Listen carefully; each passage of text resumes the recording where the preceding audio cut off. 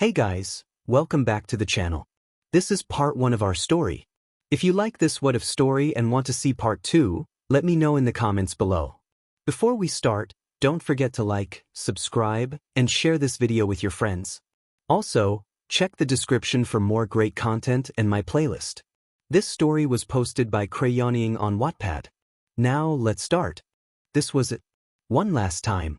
The green-haired boy stood in front of the blue archway in the late-night rain, recalling the first time he had stood there at the entrance of UA High School. It hadn't been raining then. Izuku wiped the tear-mixed raindrops from his face, but his vision remained blurry, his cheeks still wet. A deep voice called from behind him, asking if he was coming. He whispered a quiet affirmation, his gaze fixed on the bright lights in the distance from the dorms, which emitted a warmth he could no longer feel. He asked if he could stay there a while longer, and All Might, filled with sympathy, agreed, saying he would wait in the car. Izuku wept silently as his mentor walked away. Even though he understood that there was no other way to stop the villains, the pain of leaving his friends pierced his heart like an icy dagger. Suddenly, a sharp sensation shot through his mind, a warning from his quirk, danger sense. Something was wrong. A wave of fear washed over him, making it hard to breathe. He leaped into the air and activated float, his mind racing as danger sense urged him to look up. That's when he saw her. Eri was falling from the sky, screaming, her eyes closed, tears streaming down her face. Izuku propelled himself higher to catch the silver-haired girl. As he reached for her, pain erupted in his chest, and he felt blood trickle down. 2 sharp tendrils protruded from his body, dripping blood toward the ground below. A loud cackle echoed from behind him, freezing him in place. Eri opened her eyes, wide with horror, as she noticed the tendrils hovering just above her face. She trembled, and Izuku feared she might shatter. The familiar voice of All for One echoed, identifying Izuku as the 9th holder of One for All. Izuku gritted his teeth, acknowledging the villain's presence and expressing his surprise at his rapid arrival. All for One laughed, explaining that if killing Izuku was necessary for victory, he would do it immediately. He also mentioned needing Eri's quirk to heal himself, dismissing his appearance with a joke. Izuku's grip tightened around Eri as he warned All for One not to touch her. Eri whispered, expressing her concern for Izuku's injury, feeling guilty for his pain. He attempted to reassure her, but she suddenly screamed as her horn emitted a bright yellow light, activating her rewind quirk. But something was off, the horn was growing larger. Izuku's mind went blank. This wasn't how her quirk was supposed to work. He shouted at All for One, demanding to know what he had done to her. The villain only laughed, claiming he had done nothing but expand her vision. The light from Eri's horn enveloped Izuku, blinding him as chaos erupted around him. Pain tore through his body, and then everything faded to nothing. A voice called his name, pulling him from the darkness. Izuku's eyes flew open to see a ceiling above him. He blinked, memories flooding back, Eri's scream, All for One's laughter, the pain in his chest. He touched his chest, feeling no pain but sensing something was off. His mother burst into the room, looking different but familiar, urging him to get ready as he was going to be late. Confusion filled the air as he tried to process her words. He asked about Eri and the villain he had been fighting, but his mother had no idea what he was talking about, suggesting he had a bad dream. Izuku's throat felt dry as he looked around the room, recognizing the All Might posters and his desk cluttered with textbooks from junior high. Panic set in as he grabbed his phone and opened the calendar app, horrified to see the date was nearly 2 years ago. He scrambled out of bed and rushed to the bathroom mirror, staring at his reflection. He looked the same, yet younger and thinner, the scars on his arms completely gone. If this wasn't a dream or an illusion, he shuddered at the thought. Stories had circulated about how quirks could evolve in moments of extreme fear or anger, a reawakening in a crisis. Eri's quirk had changed, and if it had become capable of rewinding time itself, then Izuku had somehow been sent back 2 years in time. Izuku really just wanted to go back to sleep so he wouldn't have to think about anything. But, of course, his mother was upset. She insisted that he couldn't skip school whenever he wanted, especially during such an important time in his life. Reluctantly, Izuku agreed to go to school and quickly changed into his uniform before his mother could continue her lecture. After a quick bite of breakfast, he followed the path in his distant memory to junior high. As he walked, he pondered the possibility of living his life again. If he couldn't find a way back, would he have to relive the same 2 years? Every single moment. He noticed how peaceful everything seemed now. Heroes patrolled the streets, and people were happy. They were unaware of the League of Villains or the threat of All for One. At this moment, All Might was still the #1 hero. 10 minutes later, Izuku arrived at his old classroom. His eyes scanned the room, searching for a familiar face. His gaze landed on the boy with spiky blonde hair. There he was, leaning back in his chair, feet propped up on the desk in front of him. Izuku felt a mix of emotions as he saw Bakugo again. The last time he had seen his childhood friend, they had been through a harrowing battle. Bakugo had saved his life then, and now he looked younger, his features less hardened by experience.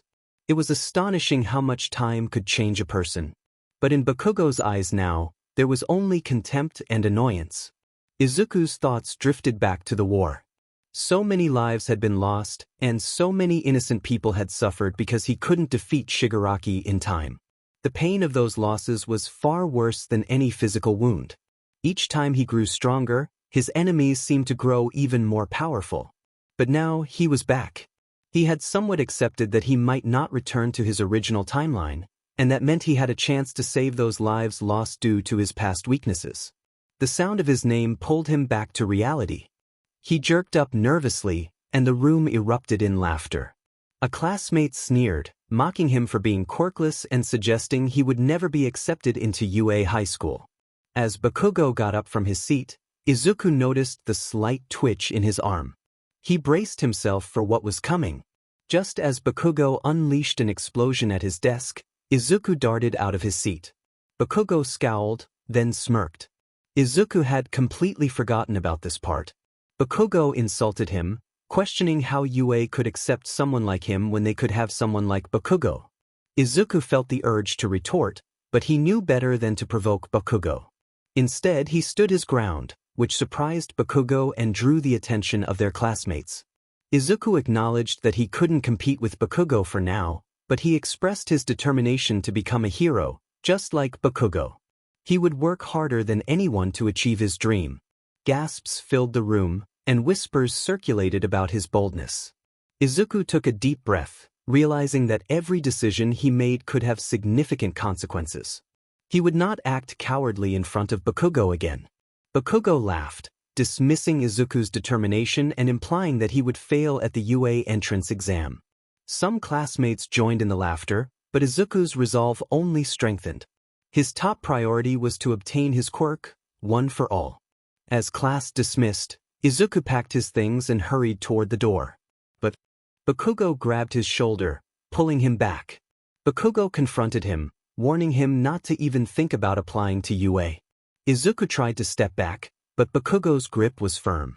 After a brief exchange, Izuku managed to slip away and ran until he reached a tunnel, resting his hands on his knees to catch his breath.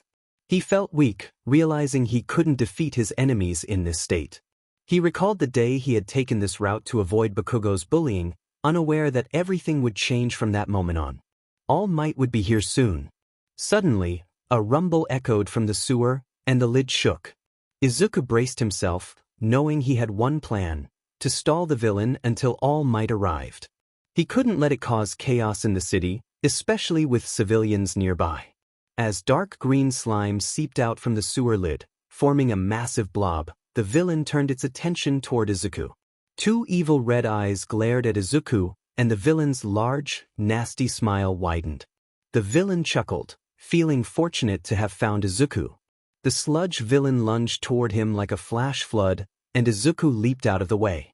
Tendrils of disgusting sludge reached for him, but thanks to a year of hero training, Izuku managed to dodge them despite his fragile body. However, he was growing tired, his movements becoming sluggish. The villain, growing impatient, unleashed a barrage of sludge arm attacks, each one faster and stronger than the last. Izuku gritted his teeth and forced himself to dodge, but he was too distracted by his body's limitations. He miscalculated and tripped, landing right into the villain's grasp. The slime closed around him, squeezing tightly. He yelled and thrashed, struggling against the sludge with all his strength, but the villain merely grunted in annoyance, suggesting that it would hurt less if he stopped struggling. The villain intended to take his body, and Izuku turned his head away, desperately trying to avoid the slimy substance creeping toward his mouth. If only he had his quirk. Suddenly, the sound of the sewer lid bursting open echoed through the tunnel, followed by the thump of 2 feet planting heavily on the ground. A familiar voice boomed, assuring Izuku that he was safe. All Might had arrived. Izuku couldn't help but smile as All Might bellowed, unleashing a powerful attack that shattered the villain's grip and sent him flying apart. The force of the blast sent Izuku tumbling back, landing with a thump. Groaning, he pulled himself up with shaky limbs. All Might swiftly captured the remnants of the villain in 2 plastic bottles and shoved them into his pockets, apologizing for the chaos and laughing about the difficulties of navigating the city's sewer system. Izuku's vision blurred, and All Might noticed the tears in his eyes, crouching down in concern. He hovered his arms awkwardly, unsure whether to comfort Izuku or strike a heroic pose. Izuku managed to choke out that he was fine, blinking away the tears. It had been so long since he had seen All Might in his muscular form. All Might stood tall again, announcing that he needed to take the villain to the police and would see Izuku later. Izuku quickly looked around to ensure no one was nearby and took a deep breath. He needed to talk to All Might about something important. When he mentioned one for all Might froze, the atmosphere thick with tension. The hero stepped closer, his presence imposing, and asked who Izuku was. It was a question that felt more like a threat, making it hard for Izuku to breathe. He glanced around once more, ensuring their conversation remained private, before meeting All Might's intense gaze. Izuku quietly revealed that he was the 9th holder of One for All, his words hanging in the air. All Might, Yagi Toshinori, did not believe the boy named Midoriya Izuku. Time travel. It seemed absurd. Toshinori sighed at his reflection in the car window, the skeletal face that no one would recognize as the pillar of hope. Yet the boy knew. Just yesterday, Midoriya had blurted out that he knew All Might's true appearance, preventing the pro-hero from fleeing.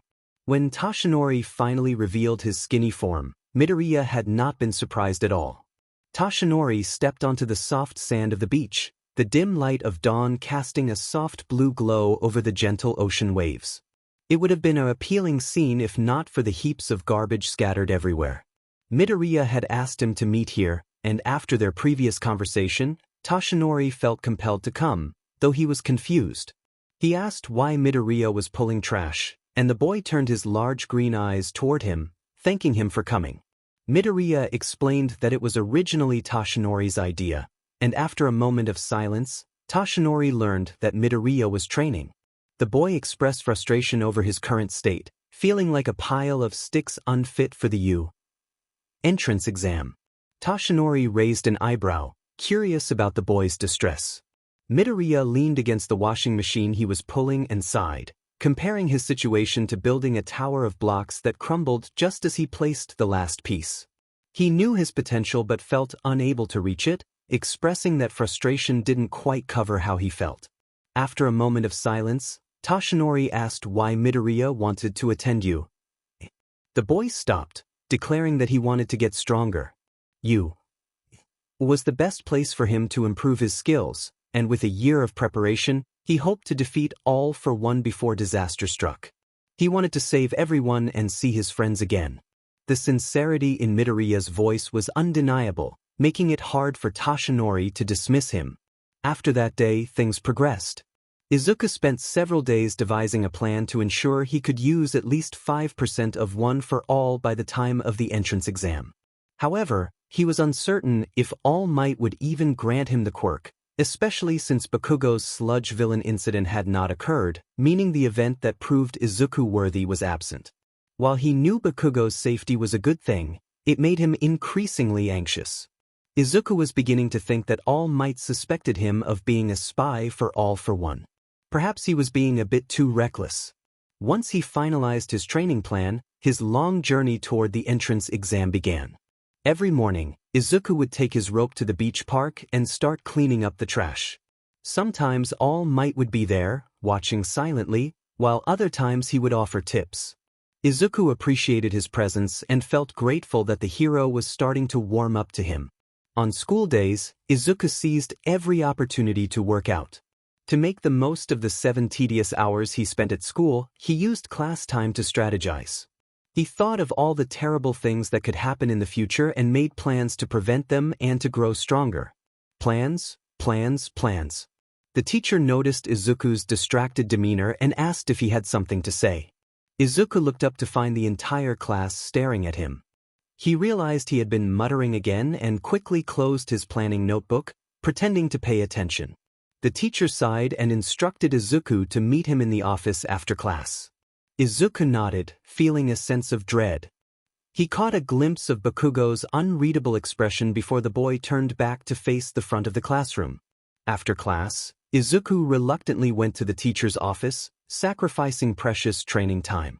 The teacher asked why he wasn't paying attention and warned that if it continued, they might have to involve his mother. Izuku automatically apologized, promising it wouldn't happen again. The teacher expressed concern, noting that Izuku always seemed stressed. He mentioned that every time Izuku looked at his notebook, he appeared to be facing the end of the world.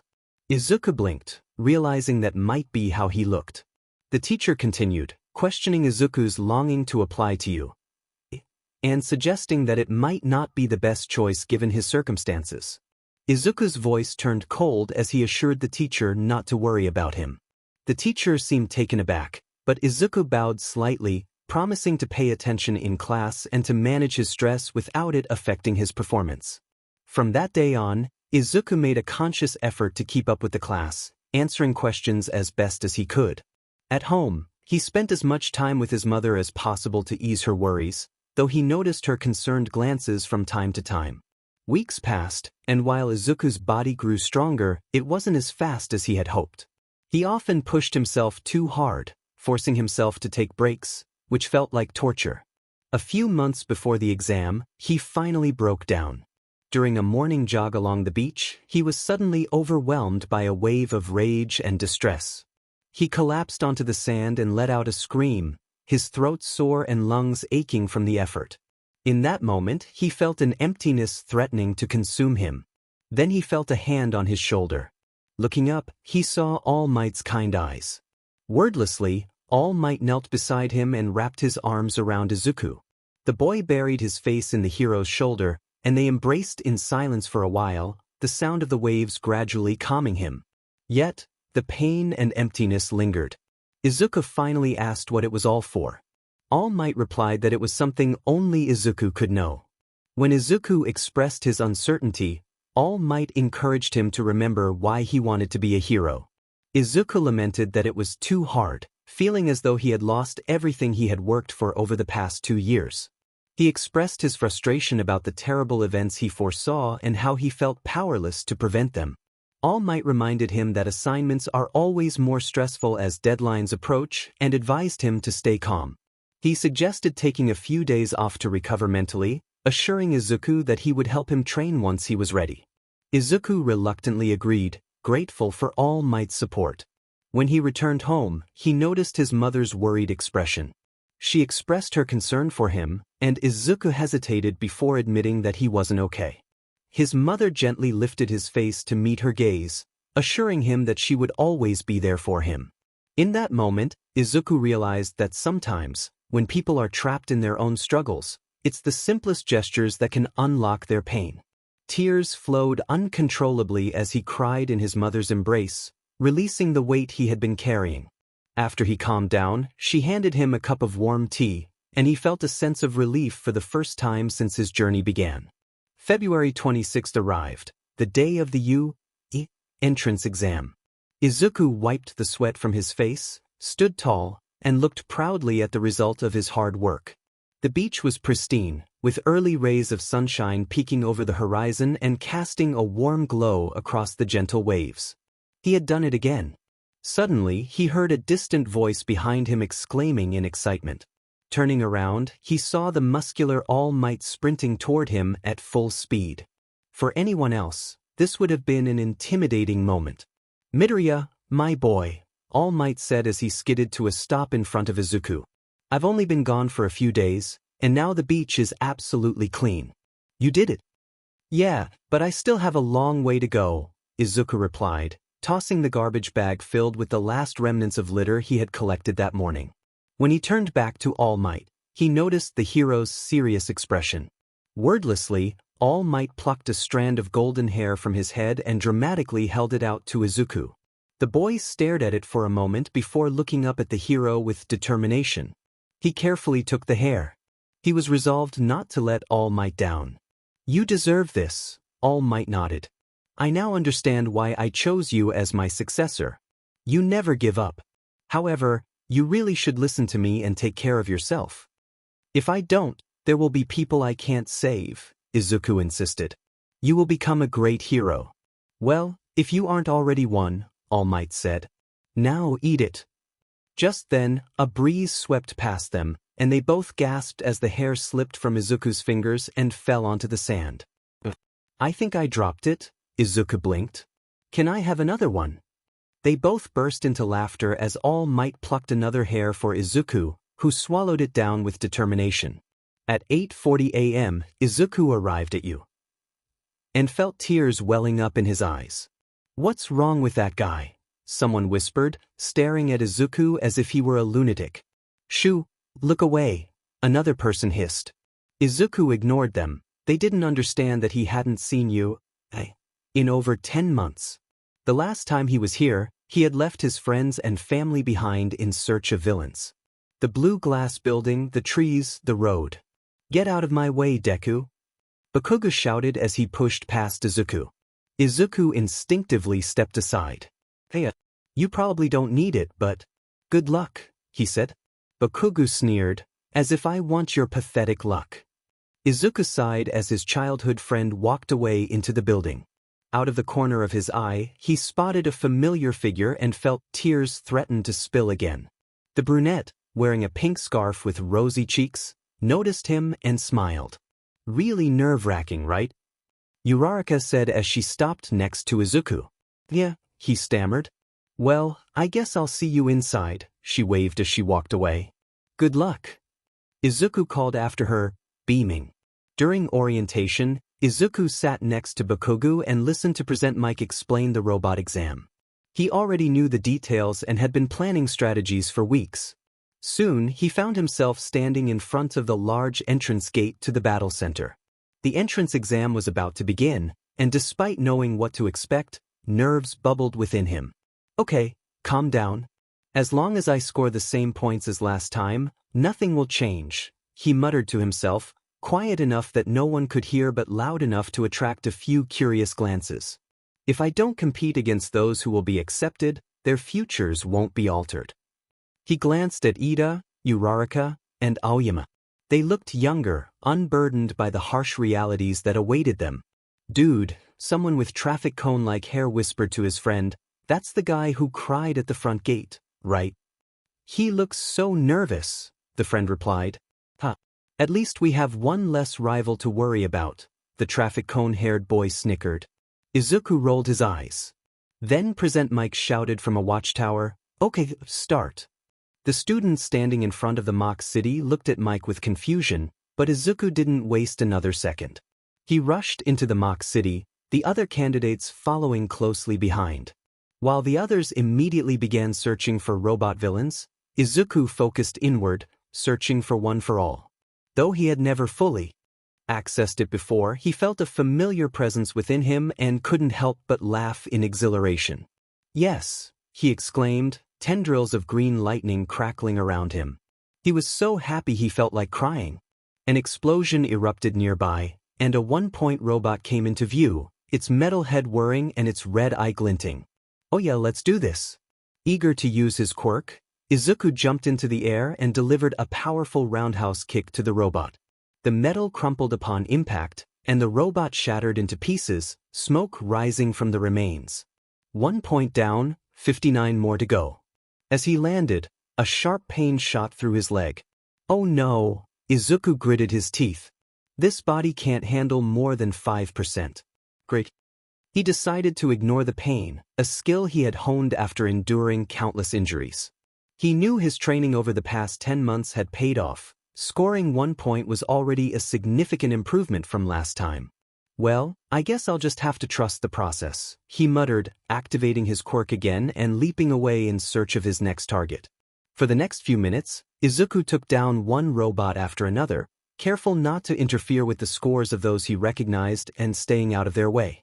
He experimented with different techniques and tested the limits of his body and quirk. He realized he couldn't use any of the other quirks of One for All yet, as they were likely still dormant. 46. Izuku shouted as he kicked off a wall and propelled himself toward a 3-point robot, destroying it instantly with a punch. Then he heard someone curse behind him. Turning around, he saw the traffic cone-haired boy, the same one who had mocked him at the gate of the mock city. "Damn it, I saw that one first," the boy snapped. Then his angry expression froze in fear. Izuku's kick was flying straight towards the guy's head. But instead of connecting, the green-haired boy's kick collided hard with another 3-point robot behind the traffic cone guy. Izuku landed deftly behind him, and the robot crashed to the ground. The guy turned around stiffly, his eyes wide in shock. Izuku smiled, acknowledging the situation with a light-hearted comment about the guy's hairstyle. The guy clenched his jaw and took a step back, while some other kids nearby exchanged nervous glances with Izuku. Suddenly, a huge explosion erupted, and smoke billowed from the center of the training ground. It was the 0-point robot. A giant shadow loomed over the mock city, causing the candidates near Izuku to yell and retreat at the sight of the towering green robot. But Izuku ran straight towards it.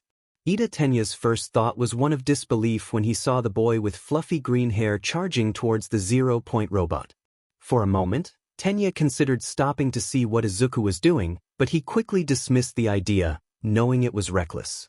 Like everyone else, he ran away. Uraraka Ichiko whimpered in pain as she struggled to pull herself from the rubble. She attempted to use her quirk on the massive concrete fragment pinning her down, but her fingers couldn't reach it. Time was running out, and the enormous robot was getting closer. Just as despair began to set in, a flash of green light appeared before her. It was the boy she had met at 𝐻𝐿𝐼𝐻's front gate, the one with freckles and messy green hair.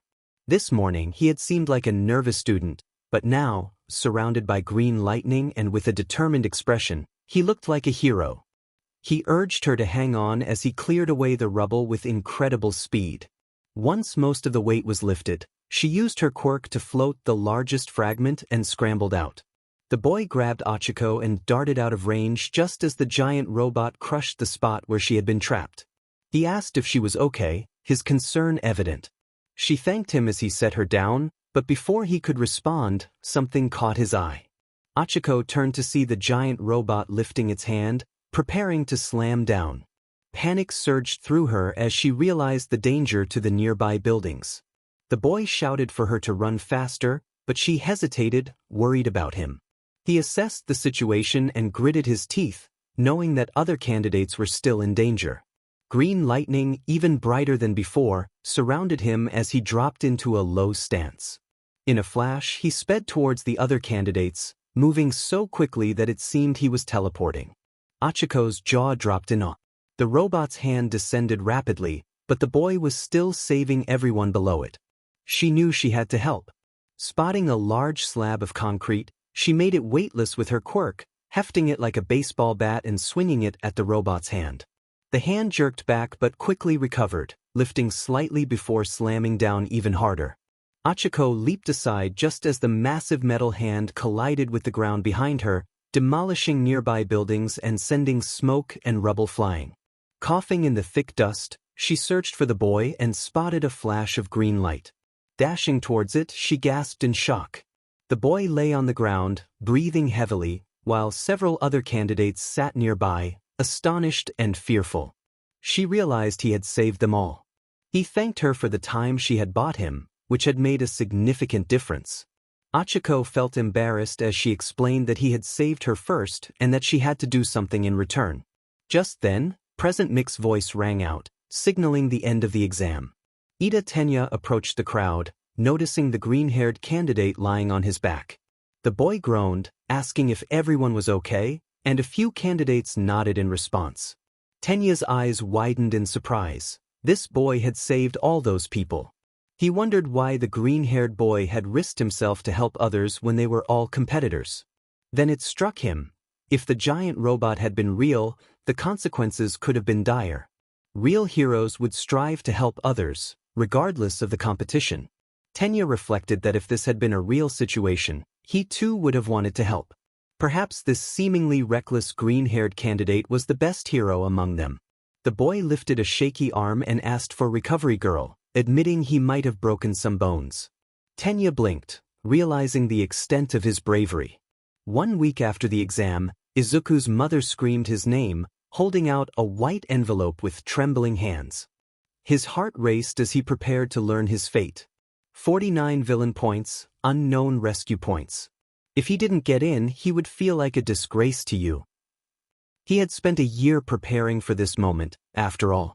Despite not being fully accustomed to his quirk yet, he had more experience than anyone else at the exam.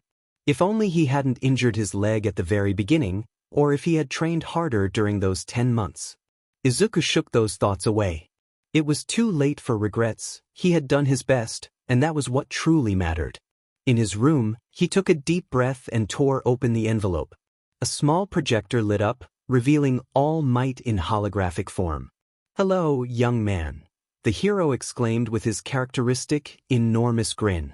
Izuku smiled nervously, feeling a mix of excitement and anxiety. "Here comes the exciting moment for your status update. Are you stressed?" All Might continued. Izuku felt a rush of impatience. "Just get to the point." All Might cleared his throat dramatically. "Congratulations.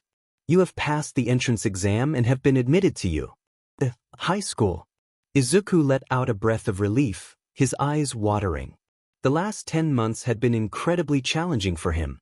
Even though he had a good chance of getting in, the nagging possibility of rejection had always lingered in his mind. But now, he felt a wave of relief wash over him. He was one step closer to defeating the villains. "Wait, what were my scores?" Izuku asked, curiosity piqued. "You passed the written exam with a solid score, and for the practical test, you earned 49 villain points, very impressive. But most astonishingly, you scored 47 rescue points, totaling 96 points and placing number 1 in this year's entrance exams." Izuku shot up from his seat, panic rising within him. He was grateful for the high rescue points, but if he was in first place, what would 𝐒𝐿𝐴 think? If there was one thing he knew about 𝐀𝐮𝐭𝐡𝐨𝐫, it was that he would not take this news well. The future was already beginning to shift, and for the first time since returning, Izuku felt uncertain about what lay ahead. Izuku opened the door to find his mother anxiously waiting for him. He smiled and shared the news of his acceptance. His mother covered her mouth with her hands, tears sparkling in her eyes. She pulled Izuku into a tight hug, overwhelmed with joy. Later that evening, Izuku met All Might at the beach again. The sun had set, leaving only a dim purple light in the atmosphere. The sky was a appealing deep blue. "Congratulations, young Midoriya," the lean All Might said as he embraced Izuku. "I watched you in the observation room, and I must say, any last shred of doubt I had in you has vanished. The way you use One for All. It's clearly become a part of you. Even so, I couldn't have done it without you. You changed my life forever," Izuku replied sincerely. The hero chuckled, "Well, work hard, young man. And remember, don't be too reckless. With knowledge from the future, you have an advantage. Don't lose it." Afterward, as they exited the main office where their teachers had praised both of them for their acceptance into the best hero school in Japan, 𝐒𝐿𝐴 confronted Izuku with a fierce glare. "What did you do? Did you have some sort of advantage? You cheated, didn't you?" 𝐒𝐿𝐴 snarled, pressing Izuku against the wall. Izuku felt a knot form in his stomach. "𝐀𝐮𝐭𝐡𝐨𝐫, shut up, you nerd." 𝐒𝐿𝐴 interrupted, gripping the hem of Izuku's uniform tightly. "Now tell me word for word, how did you get into you? Most importantly, how did you score higher than me?" 𝐒𝐿𝐴 leaned in close, his face mere inches from Izuku's. The intensity of 𝐒𝐿𝐴's gaze was unlike anything Izuku had ever experienced. What did you do to cheat? Bakugo growled. Izuku clenched his fists, not out of fear of Bakugo's glare, but because he could sense the blonde's anger was more intense than ever. Last time, Bakugo had achieved the highest score. But now, Izuku, the previously timid, underestimated Deku, had somehow secured the top spot in the 𝐬 entrance exam. It felt impossible. Answer me! Bakugo shouted, unleashing a small explosion near Izuku's face. Izuku allowed it to happen. The explosion singed his cheek and disoriented him, black spots dancing in his vision. 𝐀𝐮𝐭𝐡𝐨𝐫. Izuku took a deep breath, steadying himself. I got my quirk. Silence hung in the air. As if I believe that, Bakugo scoffed, releasing Izuku's shirt. Show me then, you liar. Izuku activated his quirk, and the dark corner they stood in illuminated with the green glow of one for all. He leaped into the air, soaring at least 2 stories high. When he landed, Bakugo's expression shifted from shock to disbelief, then to rage. You've been tricking me all this time. Bakugo exclaimed, raising his palm as sparks crackled around it. 𝐀𝐮𝐭𝐡𝐨𝐫, listen, it was really sudden for me too. It literally happened right before the exam. Lie again and I'll make you regret it, Bakugo threatened. Your quirk manifesting out of nowhere doesn't make you better than me. Fight me, and I'll prove you cheated. Fine, Izuku replied, determination in his voice. Do whatever you want if that makes you feel better. Bakugo's eyes widened in surprise. What? It's reality, Izuku asserted. I did not cheat. If I had to take the test again, I'd still get in. You can't stop me. I'm going to that school and becoming a hero, whether you like it or not. Bakugo shouted in frustration, his shoulders trembling with anger. He then unleashed an explosion aimed at Izuku's stomach. Izuku gritted his teeth, caught between the urge to fight back and the decision not to. He ultimately chose restraint. Bakugo glared at Izuku once more, his expression cold and unforgiving. I'm going to destroy you at you, he declared before walking away. April, Izuku's mother, circled around him nervously at the doorway of their apartment, asking if he had everything he needed. He assured her that he did while putting on his trusty red shoes and straightening his UA uniform. Her proud smile, with tears glistening in her green eyes, made Izuku's own eyes well up. She asked if he was okay, and he pulled her into a hug, expressing his gratitude for her unwavering support. He promised that no matter what challenges he faced during his hero training, he would never let her worry. Their exchange was filled with love and warmth. As Izuku approached the enormous door of Class 1A, memories flooded back, and the urge to cry returned. Inside, he saw all his classmates, his friends, and felt a wave of relief that his improved entrance score hadn't changed the class composition. Bakugo and Iida were in the midst of a heated argument when Iida spotted Izuku and announced his presence, causing everyone to turn their attention to him. Izuku greeted them with a smile, and Iida introduced himself formally. Izuku introduced himself in return, feeling a bit awkward. He caught snippets of whispers from his classmates, noting their surprise at his entrance exam score. Ignoring the chatter, he was suddenly greeted by a cheerful voice. Uraraka stood at the door, recognizing him as the boy who had saved her during the exam. She complimented his quirk, and he expressed his happiness that she had been accepted as well. Uraraka wondered if they would do anything besides orientation, and Izuku wryly speculated that they might not even have that. Just as she was about to respond, a deep voice interrupted them. Izawa, wrapped in a yellow sleeping bag, stood before them, his disheveled hair obscuring his face. He introduced himself and instructed the students to change into their gym uniforms and head outside. Izuku stifled a laugh at the bewildered expressions on his classmates' faces, knowing they had no idea what challenges awaited them at UA. On the field, Izawa explained the quirk apprehension test, noting that while they had taken physical exams their entire lives, they had never used their quirks before. Izuku's attention drifted until Izawa called his name, asking about his farthest softball throw in junior high. Stunned, Izuku struggled to recall the details, realizing it had been 2 years since he had taken that test. After hesitating, he estimated a distance of around 40 meters. Izawa then handed him the ball, instructing him to use his quirk this time. The ball felt heavy in his hand, and he sensed 𝐒𝐮𝐽's intense glare from a few feet away. 𝐒𝐮𝐽 scoffed, challenging Izuku to use his quirk, while Ida admonished him for being unsportsmanlike. Ignoring 𝐒𝐮𝐽's taunts, Izuku stepped to the designated circle, took a deep breath, and threw the ball with about 4% of one for all. Aizawa's device beeped, and the class gasped when they saw the score, 666. 6 meters. 𝐒𝐮𝐽's expression darkened, and he confronted Izuku with anger, accusing him of holding back. Izuku lied, knowing that revealing the true extent of his quirk would only lead to trouble. Aizawa intervened, pulling 𝐒𝐮𝐽 away and warning the class that UA was not a place for frivolity. He announced that the last student in the physical exam would be expelled, causing a wave of disbelief among the students. Izuku realized that 𝐒𝐮𝐽 would eventually discover the truth about One for All, and he contemplated telling him sooner rather than later. Aizawa pulled Izuku aside, emphasizing the importance of trying his best to determine his quirk's upper limit. Izuku nodded, feeling the pressure of expectations.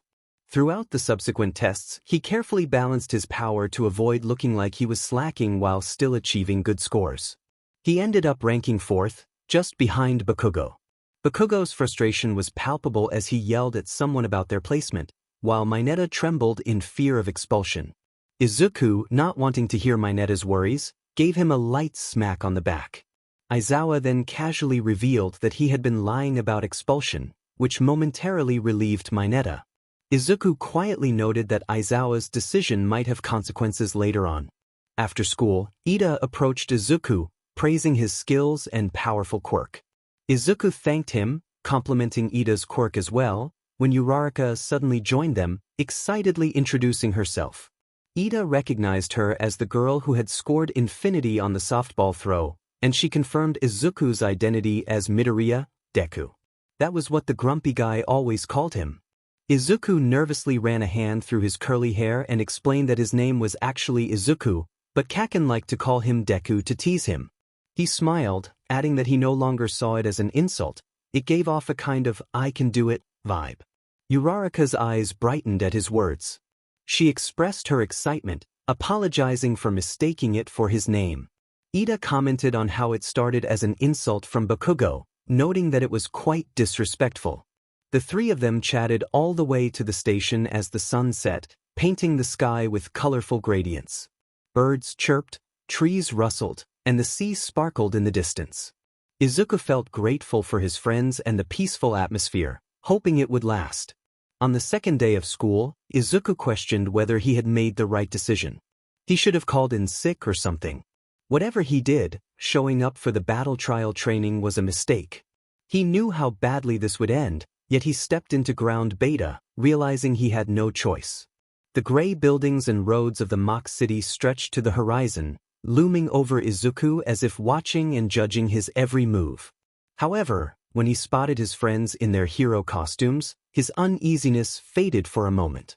Uraraka spotted him first, her eyes sparkling as she exclaimed how much she loved his costume, calling it professional. Her enthusiasm attracted the attention of other students, who gaped at Izuku's attire. Unlike last time, he had submitted a quirk registration form for a costume, designing it to resemble his old one as closely as possible. It was similar to his costume during the provisional license exam, featuring black iron soles and white arm braces. He had omitted most of the complex garments meant for supporting higher-level powers, wanting to appear like a newbie. His body wasn't strong enough for some of his previous moves, but he made sure to keep the original design of his first-ever costume, a gift from his mother. Ida waved his arms stiffly, reminding Izuku to pay attention in afternoon classes or risk failing. Izuku was confused at first but then remembered how he had dozed off during the morning lectures, which had been quite dull. Unlike middle school, UA teachers were strict, leaving no room for distraction. He realized that listening to the same lecture twice could make anyone drowsy. All Might introduced the combat training, which involved 2-on-2 indoor battles, and drew the lots. It was the same as last time, with Izuku paired up with Uraraka against 𝐒𝐮𝐽 and Ida. The uneasiness he had felt earlier returned, and memories of the previous match replayed in his mind. 𝐒𝐮𝐽 shot Izuku a fierce glare, but Izuku met his gaze steadily, causing Bakugo to scowl even deeper. As Bakugo and Ida entered the building, Izuku memorized the floor plan with Uraraka. He suddenly shared with her that he used to be very afraid of going against 𝐀𝐮𝐭𝐡𝐨𝐫. When she asked if that was still the case, he flinched. He admitted that the impression Bakugo had left on him throughout his childhood was significant.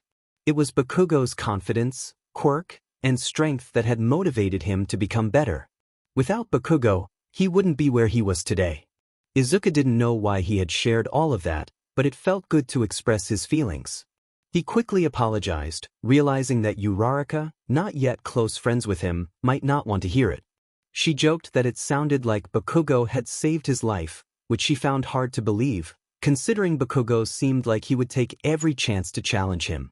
Izuku nodded and sighed, recalling how Bakugo had indeed saved his life later on, nearly sacrificing himself in the process.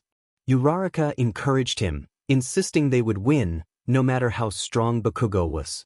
Izuku agreed, hoping he wouldn't mentally break his childhood friend. And so, the first mock battle of the year began. Izuku already knew where the fake weapon was, but he didn't want to appear as if he had cheated, so he took the same route they had last time. Their footsteps echoed through the dim hallways. As they approached the spot where Izuku anticipated Bakugo would ambush them, he signaled for his teammate to stop and listen carefully. Sure enough, they heard the muffled sound of boot heels, and Bakugo leaped out. The explosion of his quirk seemed to shake the entire building, its sound ringing in Izuku's ears. However, the hero team was prepared and dodged easily to the side. Uraraka was urged to go, and she scrambled off immediately while Izuku positioned himself between her and Bakugo. Bakugo, however, didn't even attempt to chase her. He hissed at Izuku, questioning if he thought he could take him on alone. Izuku glanced back to ensure Uraraka was safe before Bakugo let out a mocking laugh, telling him to go to hell. In an instant, Bakugo was in front of Izuku, his palm glowing ominously. Strengthening his body, Izuku leaped over Bakugo and flicked his finger at the blonde boy's back, creating a beam of air that knocked Bakugo off balance, causing him to trip. Izuku propelled himself toward Bakugo, who turned around, ready to unleash another explosion. Bakugo was skilled, but Izuku had a year of experience on him. Easily seeing through Bakugo's move, Izuku turned abruptly, flashed to Bakugo's side, and kicked off the wall, using the rebound force to deliver a powerful punch to Bakugo's side. Bakugo landed HRD on the ground. As Bakugo struggled to push himself up on his elbows, Izuku calmly mentioned that he had changed his opinion on the name Deku, even though he knew Bakugo likely didn't care. He took out the capture tape, but Bakugo was already up, his chest heaving. Izuku's brows furrowed as Bakugo hooked a finger on the trigger of his grenade-like gauntlet. Izuku urged Bakugo to stop, warning him that it would cause significant damage to the building, but he knew it was futile and prepared to dodge the explosion. Bakugo pulled the trigger, and the sound of All Might's warning was drowned out by a powerful explosion. Izuku launched himself sideways to evade, but the force of the blast caught him off guard. He tumbled across the floor, which was littered with debris from the explosion. Sunlight streamed in through a large hole in the side of the building. Just as Izuku regained his footing, Bakugo blasted directly at him again. With no other option, Izuku dodged as quickly as he could, pushing his body with one for all, feeling pain shoot through him. Bakugo, nearly screaming, accused Izuku of tricking him all these years, keeping his quirk and fighting skills a secret. Izuku insisted he had told Bakugo about his quirk as soon as he got it, but Bakugo dismissed him, demanding a real fight. Izuku felt his voice rise as he declared that he had looked up to Bakugo all his life, but he wanted to be a hero too. That longing had never changed. Bakugo's eyes widened in shock when Izuku called him a JRK directly. With determination, Izuku increased the power of one for all to 8%, challenging Bakugo to swallow his ego and see that he was ahead now. In a sudden burst of speed, Izuku closed the distance between them, surprising Bakugo and tackling him at the waist. Bakugo was knocked back, and as Izuku stepped aside, he realized the capture tape was already wrapped firmly around Bakugo's waist. There was a brief pause before All Might's voice boomed from the broadcast, declaring Bakugo out. Bakugo stared at the tape in disbelief, then back at Izuku, his expression one of denial. When Bakugo finally erupted in frustration, Izuku had already leaped away. The training wasn't over yet. Each step was painful as Izuku limped upstairs and pressed the communication device in his ear. He asked Uraraka if she had found the weapon, and after a few seconds, her voice came through, revealing she was struggling with Ida. Izuku urged her to hold on and quickly made his way to the location of the fake weapon. Ida was a blur as he dashed around, while Uraraka dodged Ida's capture tape, desperately trying to stay out of reach. Ignoring the pain in his body, Izuku charged at Ida, launching a series of attacks. Caught off guard, Ida barely had time to react before Uraraka launched herself into the air, landing softly on the fake weapon. A loud horn blared in the training ground, signaling the end of the session. All Might announced the hero team as the winners. Uraraka cheered, excitedly calling Izuku by his nickname. Ida, frustrated, took off his helmet and adjusted his glasses before congratulating Izuku. Izuku smiled brightly in response. Uraraka bounced up and down, celebrating, but her excitement quickly turned to nausea as the side effects of her quirk took hold. Ida helped her downstairs. Izuku felt happy, but a sigh escaped him. He knew there was one person who would not take the result of this training lightly. He wondered what this would mean for Bakugo. The mock battle had gone almost entirely differently from last time, and Izuku tried not to dwell on the consequences. He briefly considered whether it would be wise to tell Bakugo about One for All sooner or even about his time travel. As Ida called for him, Izuku nodded, but a cloud passed in the sky, dimming the room. The afternoon continued. Katsuki stood there, frozen. His chest heaved, and his heart pounded as if something was trapped inside, trying to break free. He was hyperventilating, struggling to catch his breath. Swallow that foolish pride of yours and witness the truth. Witness the truth. I'm ahead of you now. The voice of the green-haired boy echoed in his mind, sharp and intense, like darts piercing through his thoughts. All Might's voice boomed, overwhelming him like a heavy weight. The hero team emerged victorious. Voices blended together, creating a cacophony. Kaken's quirk is incredible. I hope my quirk is just as impressive. No matter what quirk you receive, you will never match my greatness, Deku. After the battle training, the class changed back into their uniforms and returned to the classroom. Without a teacher present, they eagerly surrounded Izuku, showering him with questions and compliments. Midoriya had impressed everyone, and their excitement was palpable. Ida, attempting to maintain order, urged everyone to give Izuku some space. Despite his request, the enthusiasm of their classmates did not wane. Kaminari exclaimed how cool Izuku's quirk was, while Azui pointed out his strategic thinking and analytical skills. Izuku felt overwhelmed by their praise, blushing deeply as he humbly acknowledged the talents of Todoroki and Bakugo, believing they were far more skilled than he was. Ashido laughed, teasing him for his modesty, while Kaminari insisted that if Izuku wasn't talented, he didn't know who was. The atmosphere shifted when Bakugo's voice cut through the chatter from the other side of the classroom. He suggested that Izuku had received something rather than relying solely on talent. Izuku felt a knot form in his throat as Bakugo's intense gaze bore into him. Bakugo's growl warned Izuku that he would not let this victory go unchallenged. He pointed an accusatory finger at Todoroki, who remained stoic and confused. Bakugo then returned to his seat, leaving the room in a tense silence. A few days later, Katsuki strolled along the beach, frowning at its pristine condition. He hadn't visited in a long time, and he was annoyed that his mother had made him run errands on a weekend morning. As he scanned the area, he spotted Izuku sitting alone on the sand, legs crossed and eyes closed. Katsuki felt a surge of irritation at the sight of the green-haired boy, who seemed lost in thought. As he approached, he noticed Izuku's tense posture and realized he was muttering to himself. The words drifted over to Katsuki, mentioning USJ, villains, and the League. When Izuku checked his phone and jogged away, Katsuki shook his head, the words echoing in his mind. He couldn't shake the feeling that Izuku was hiding something significant. Whatever it was, Katsuki was determined to uncover it. As Izuku arrived at the school gate, a reporter moved a microphone in his face, asking about All Might as his teacher. He quickly maneuvered through the crowd and entered the school, aware that today was crucial. The League of Villains planned to infiltrate UA. He needed to remain patient and strategic. Izuku, with his usual lack of enthusiasm, announced that the class would be electing a class president. The classroom erupted with excitement as students called out for each other to be chosen. After a chaotic vote, Izuku was shocked to see his name on the board with 5 votes. Bakugo's frustration was evident as he demanded to know who had voted for Izuku, while others acknowledged his leadership during training. Despite his longing to decline, Izuku confirmed that Izuku would be the class representative, with Yaoyorozu as the deputy. Izuku reminded himself to be patient.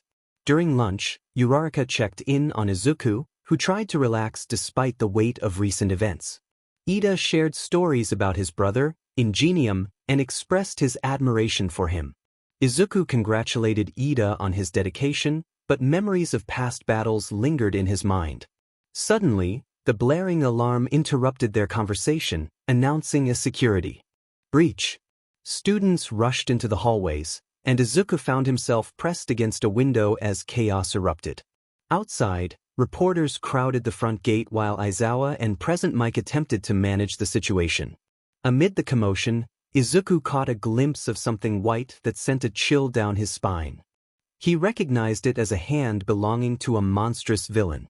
Ida's commanding voice cut through the panic, assuring everyone that the alarm had been triggered by the reporters. Gradually, the students calmed down and returned to their classrooms, but the sense of unease lingered in the air. The police arrived a while later and scooted the reporters away. On the walk back to the classroom, Kirishima approached Izuku, expressing concern for his well-being. He noted how Izuku had looked angry during the incident, prompting a small laugh. Izuku reassured him that he was fine, though the brief image of the villain lingered in his mind. Kirishima accepted his response and continued on. Once back in class, Izuku called for everyone's attention. He announced that they would be selecting the other student council members, but first, he had something important to share. He proposed that Ida would be a better choice for class representative, citing how effectively Ida had led them during the recent crisis. The class murmured in agreement, with some still believing Izuku was a better leader, but overall, they were supportive of Ida's presidency. Ida rose from his seat, humbly accepting the role, and his classmates cheered him on. Izuku offered an encouraging smile, expressing confidence in Ida's abilities. Later, Principal Nizu greeted Izuku warmly, extending a paw for a handshake. Izuku reciprocated, thanking him for the opportunity to speak. Nizu took a seat and acknowledged Izuku as All Might's chosen successor. Izuku, feeling nervous, confirmed his identity and hoped to convey his message clearly. Nizu invited them to sit on a couch and inquired about the important information Izuku had to share. Taking a deep breath, Izuku revealed that he had knowledge of the future. He explained that in less than a year, a significant war would erupt between heroes and villains, recounting how he had been sent back in time after a disastrous battle. He described a girl named Eri, who possessed a rewind quirk, which had inadvertently caused his time travel.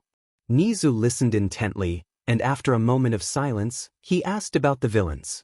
Izuku detailed their organization, led by All for One and Shigaraki Tamura, predicting an attack on USJ that Wednesday afternoon. When Nizu inquired about potential injuries, Izuku clarified that while no students would be harmed, Aizawa, 13, and All Might would be in danger.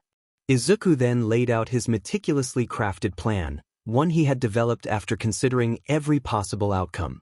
All Might had refined it with him, and Izuku felt it had to work. After reviewing the plan, Nizu acknowledged its detail but expressed concern. He explained that, as principal, he could not allocate all pro-heroes to support the plan without concrete evidence of the impending attack, as it would leave other students vulnerable. Izuku felt a wave of hopelessness wash over him, realizing Nizu might suspect him of collusion with the villains. He opened his mouth to argue, but All Might's calm yet firm gaze reminded him to be patient. All Might began to speak, but Nizu interrupted, indicating that while he could not fully commit, he trusted All Might and would allow a few teachers to assist on Wednesday. He expressed his faith in Class 1A, believing they were a promising group of young heroes. Izuku beamed with gratitude, thanking Nizu for his support and vowing to prove his trustworthiness, as the future depended on him.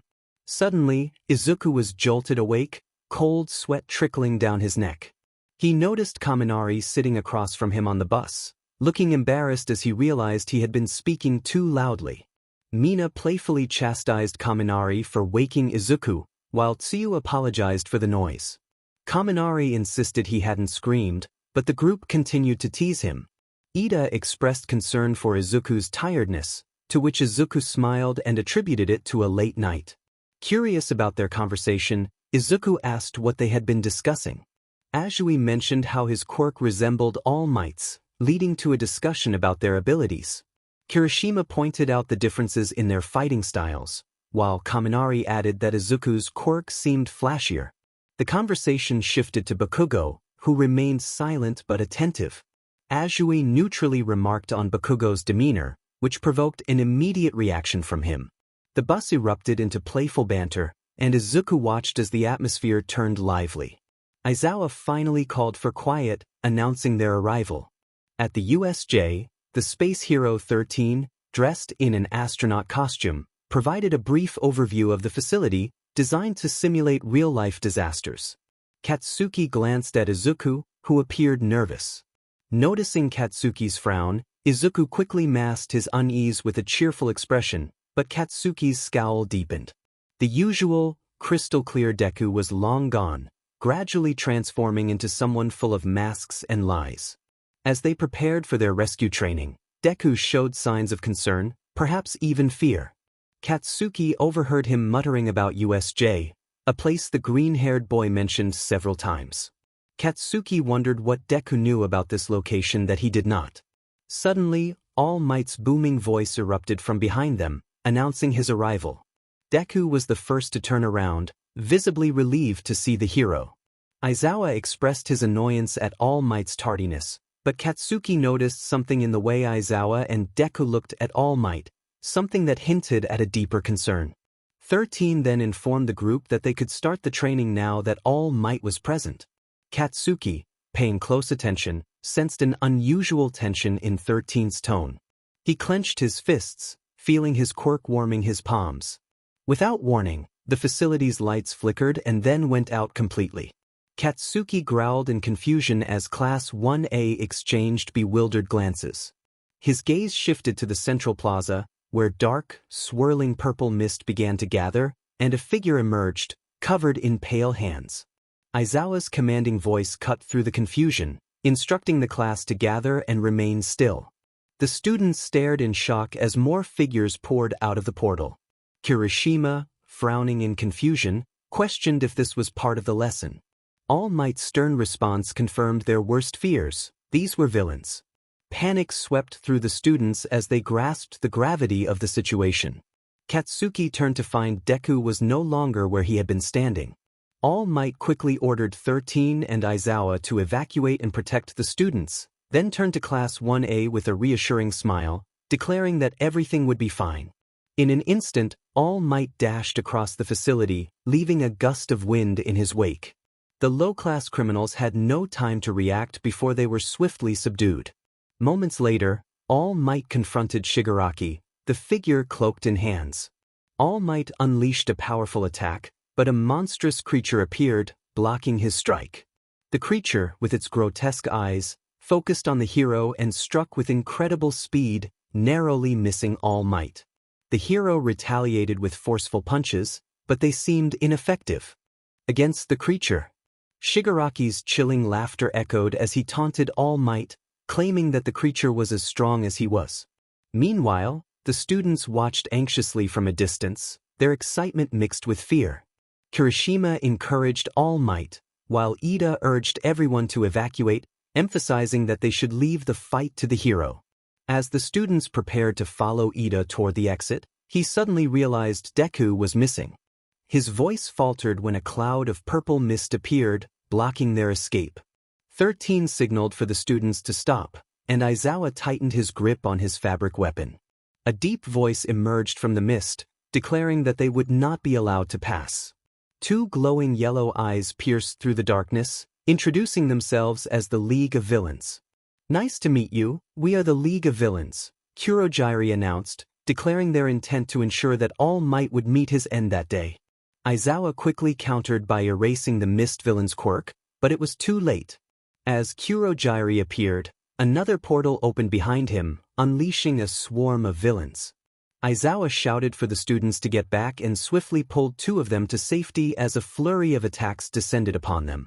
The excited mob of villains charged, but Izuku's quirk rendered their powers useless. With remarkable precision, he used his capture fabric to subdue them, but the sheer number of foes made it impossible to assist the students. For every villain he took down, several more took their place, and he knew his quirk wouldn't last indefinitely. Izuku felt the weight of time as he blinked, each moment stretching far too long. 𝐀𝐮𝐭𝐡𝐨𝐫 vanished, and a cloud of purple mist enveloped the students, reappearing in front of the class with a menacing declaration that they wouldn't escape. The mist swirled around them, and one by one, the students of Class 1A were pulled through the portals. Bakugo, filled with rage, propelled himself toward 𝐀𝐮𝐭𝐡𝐨𝐫, unleashing a massive explosion aimed at the villain's glowing eyes. Kirishima followed closely, his hardened fist just grazing 𝐀𝐮𝐭𝐡𝐨𝐫 as he hid within the mist. 13 attempted to create a vacuum to pull some of the mist away, but with the students in danger, she hesitated to unleash more of her quirk. All Might was engaged with the monstrous villain in the central plaza, leaving her with no means to save everyone. Suddenly, a powerful blast of air struck, disrupting the mist and causing the warp gates to vanish. The remaining students quickly regained their footing, realizing that only Bakugo, Ida, Uraraka, Shoji, Sato, Ishido, and Siro remained. 13 was taken aback, initially thinking the blast was from All Might, but her eyes widened at the sight of Midoriya Izuku, the source of the force strong enough to shatter concrete. Midoriya checked on his classmates, and 13 felt a chill at the determination in his eyes. It was not just maturity, it was a depth of experience that suggested he had faced tremendous challenges. Ida gasped at Midoriya's sudden appearance, but Bakugo interrupted, reminding them that the fight was far from over. Midoriya quickly turned to strike at 𝐀𝐮𝐭𝐡𝐨𝐫, who had narrowly avoided the previous attack. This time, the villain was prepared, and a warp gate appeared in Midoriya's path. With quick thinking, Midoriya flicked his finger to propel himself over the portal, only to realize 𝐀𝐮𝐭𝐡𝐨𝐫 had teleported behind him. Midoriya shouted for Bakugo to aim for the neck, and without hesitation, Bakugo seized the opportunity, grabbing 𝐀𝐮𝐭𝐡𝐨𝐫 by the collar and unleashing an explosion that sent the villain crashing to the ground. Before 𝐀𝐮𝐭𝐡𝐨𝐫 could recover, Midoriya appeared above him, creating a powerful blast of air that struck the villain's vulnerable spot. As the mist settled around them, 𝐀𝐮𝐭𝐡𝐨𝐫 lay unconscious. Midoriya apologized for his earlier absence, explaining he had been waiting for the right moment. Uraraka marveled at his timing, and Midoriya, with a serious expression, reminded them that their fight was not over, but they now had hope. A flare shot up from the central plaza, casting a bright red glow across the facility, and 13 smiled beneath her helmet. It was the signal they had been waiting for. Izuku fought through the throng of villains, determined to reach his students trapped in the swirling mist. Frustration and resolve propelled him forward as he took down one villain after another. Once he defeated the last of them, he rushed toward his students, and a sudden gust of wind signaled the dispersal of the purple mist. Izuku turned his gaze toward the central plaza, where the signal flare soared into the sky, confirming that 𝐀𝐮𝐭𝐡𝐨𝐫 had been defeated. Moments earlier, Shigaraki scratched at his neck, the ground of the central plaza marred by the fierce battle between All Might and the Nomu. Frustrated, he questioned why All Might wouldn't succumb, even as his power waned. All Might, gritting his teeth, declared that he would not allow Shigaraki to harm his students. Despite using all his strength, the Nomu remained unharmed due to its shock absorption abilities. All Might knew he had to end this battle quickly. Using too much power today would leave him vulnerable against All for One in the future. Grateful for Midoriya's time-traveling intervention, All Might reflected on the hope the young hero had shown him. He reached deep within himself, drawing on the strength of those who had come before him. As the symbol of peace and a pillar of hope, All Might gathered his power, determined to protect those he cared for, no matter the cost. As a hero, he would never back down from the villains. The surroundings were illuminated in red as the signal flare shot towards the roof of the facility. All the students in Class 1A turned to look at the flare, realizing the devastation of All Might's fight with the 𝗏𝐽. Izuku opened his palm, which held the remote control for the flare. With his task complete, he tucked it into his pocket, unnoticed by anyone else. That monster villain.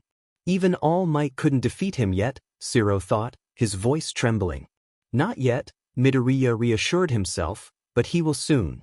He's the #1 hero. Izuku rushed over to the remaining students standing on the other side of the pathway near the staircase leading down to the center of the facility. He caught a clearer view of All Might in the plaza, and from the look on the #1 hero's face, Izuku knew that the fight was nearing its conclusion. All Might's fist connected with the 𝗏𝐽, the force of the collision sending powerful gusts of wind tearing through the facility. Shigaraki was blown back, struggling to maintain his footing against the fierce wind. Facing the 𝗏𝐽's shock absorption head-on, All Might knew there had to be a limit to its power. He quickened and strengthened his punches, moving so fast that even he could barely see the outline of his fists. His muscles screamed in protest, and blood seeped through his teeth as he roared, pushing his strength beyond 100%. Faster. Stronger. The 𝗏𝐽 struggled under the relentless barrage of attacks, finally being sent flying backward as All Might delivered a devastating punch that splintered the concrete ground and uprooted nearby trees. He leaped into the air, appearing behind the 𝗏𝐽, ready to teach it the true meaning of a well-known saying. Pulling back his arm as the 𝗏𝐽 flew closer, he shouted, "Go beyond." His fist connected with the monster's gut, and the red flare shot towards the ceiling of the dome-shaped facility. Shigaraki, filled with disbelief, took a few steps back as he realized the 𝗏𝐽 was gone, blasted through the ceiling, leaving a large, gaping hole. Anger and fear surged through him, and a sudden burst of rage made him yell and charge toward All Might, who stood heroically at the center of the plaza, dust and smoke swirling around him. The sight filled Shigaraki with disgust, magnifying his rage and resentment. Today is the day you die, he thought, but suddenly a sharp pain exploded in his forearms and legs, causing him to buckle and fall to the ground. He cried out in frustration, trembling with fear as he realized he had been shot. Turning quickly to the source of the gunshot, his stomach lurched when he saw them. They were here. Standing on a tall ledge from the mountainous terrain, a pro-hero with a cowboy hat, a mask, and a red cape held up a gun, pointing directly at Shigaraki. Breathing raggedly, he slowly inched away, still on the ground. "Kurogiri," Shigaraki called, but there was no reply. No purple mist appeared beside him. He yelled again, desperation seeping through his voice. "Don't bother." Another pro-hero called out from the other side of the stadium, stepping out from the trees. This hero had long blonde hair and an annoyingly loud voice. "Your teleporting friend is out of service." Damn it. It was a trap all along, Shigaraki thought through gritted teeth, the pain from the bullet wounds tearing through him. You lied.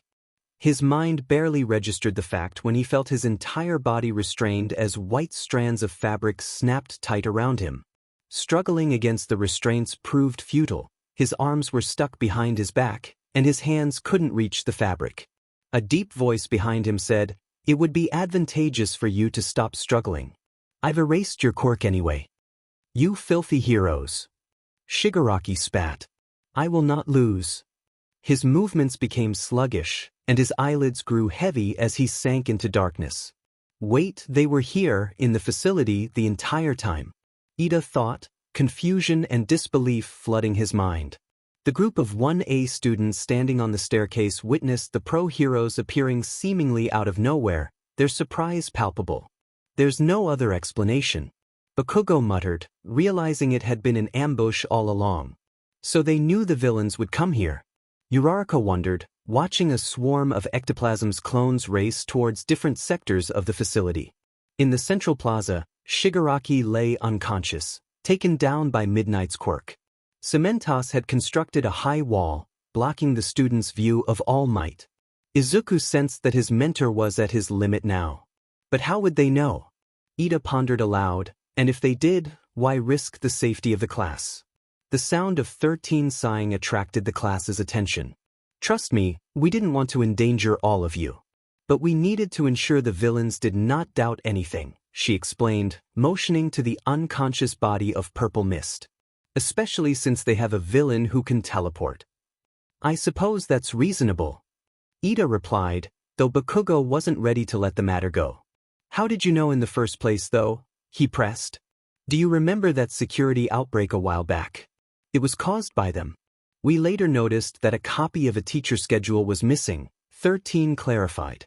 "We deduced that All Might's arrival sparked hostility from the villains, so we set up precautions to protect the students while capturing all the villains in one go." Bakugo listened quietly, and the entire class seemed convinced. However, Izuku couldn't shake the burning feeling of guilt. Those stories were all lies, fabricated by the principal and All Might to hide the truth of his time travel. None of the teachers knew his side of the story. They had only been told that the police received an anonymous tip about the League of Villains planning to attack USJ on this day.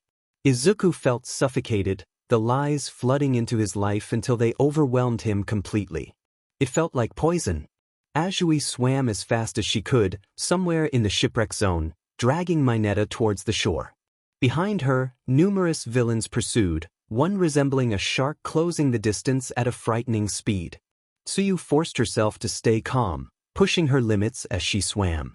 Mineta struggled to hold his breath, but he wouldn't last much longer. The shark villain drew closer, and Tsuyu recalled their mock battle training. She reminded herself to think calmly, just like during practice.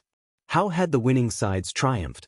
She thought of Midoriya's fight against Bakugo, where Midoriya had leaped over Bakugo to dodge an attack while countering with his quirk. An idea formed in her mind. Tsuyu decided to act quickly. Without warning, she used her tongue to propel Mineta out of the water. He soared into the air, his surprised shout echoing as he flew upwards. The shark villain laughed cynically, mocking her for saving her friend first. With a menacing grin, he revealed rows of sharp teeth as he closed the distance. Tsuyu halted, waiting for the right moment. As the villain lunged, she dodged upward, using his momentum to her advantage. She kicked off his back, bursting out of the water. Mineta's descent was abrupt as Tsuyu's tongue caught him midair, bringing him safely down into shallow waters. Confused, he blinked as he tried to comprehend what had just happened. Tsuyu landed beside him, splashing water into his eyes. She urged him to hurry as they raced toward the shore, with the villains still in pursuit. Suddenly, a familiar figure appeared, and Mineta felt a wave of relief wash over him. Ectoplasm stood before them, his presence reassuring. He asked if anyone was hurt, and Tsuyu quickly assured him that it was just the two of them. Ectoplasm informed them that the others were scattered but everything was under control. Just then, the sound of gunshots echoed in the facility, followed by distant screams. To Tsuyu and Mineta, the villains seemed intimidating, but they knew the professional heroes could handle them. As they made their way back toward the entrance, Mineta questioned how Tsuyu had managed to get them out of danger. Tsuyu playfully reminded him to pay more attention during training, especially during Midoriya's rounds. Not long after, the remaining lower-class villains were defeated by the pro-heroes, and police sirens approached the gate of USJ. Kirishima arrived first, followed by Todoroki, Tsuyu, and Mineta, as the rest of Class 1A gradually reunited at the top of the stairs. Friends checked in with one another, sharing stories of their experiences in different parts of the facility. Despite the relief and pride in their accomplishments, an undeniable tension lingered among the class. They had faced the harsh realities of their world, and a sense of panic settled in as they contemplated the potential for even greater dangers ahead. Yet, amidst the fear, a new determination emerged, a shared understanding that this world needed protection. While everyone reflected on the attack, Izuku's thoughts were consumed by something else. Shigaraki and Kurogiri apprehended, and all for one still out there, lurking in the unknown. Katsuki found himself in a state of disbelief. Deku had somehow predicted his every move and emerged victorious. The capture tape wrapped around his waist felt like a heavy burden. He tore it off with trembling hands, feeling a surge of frustration.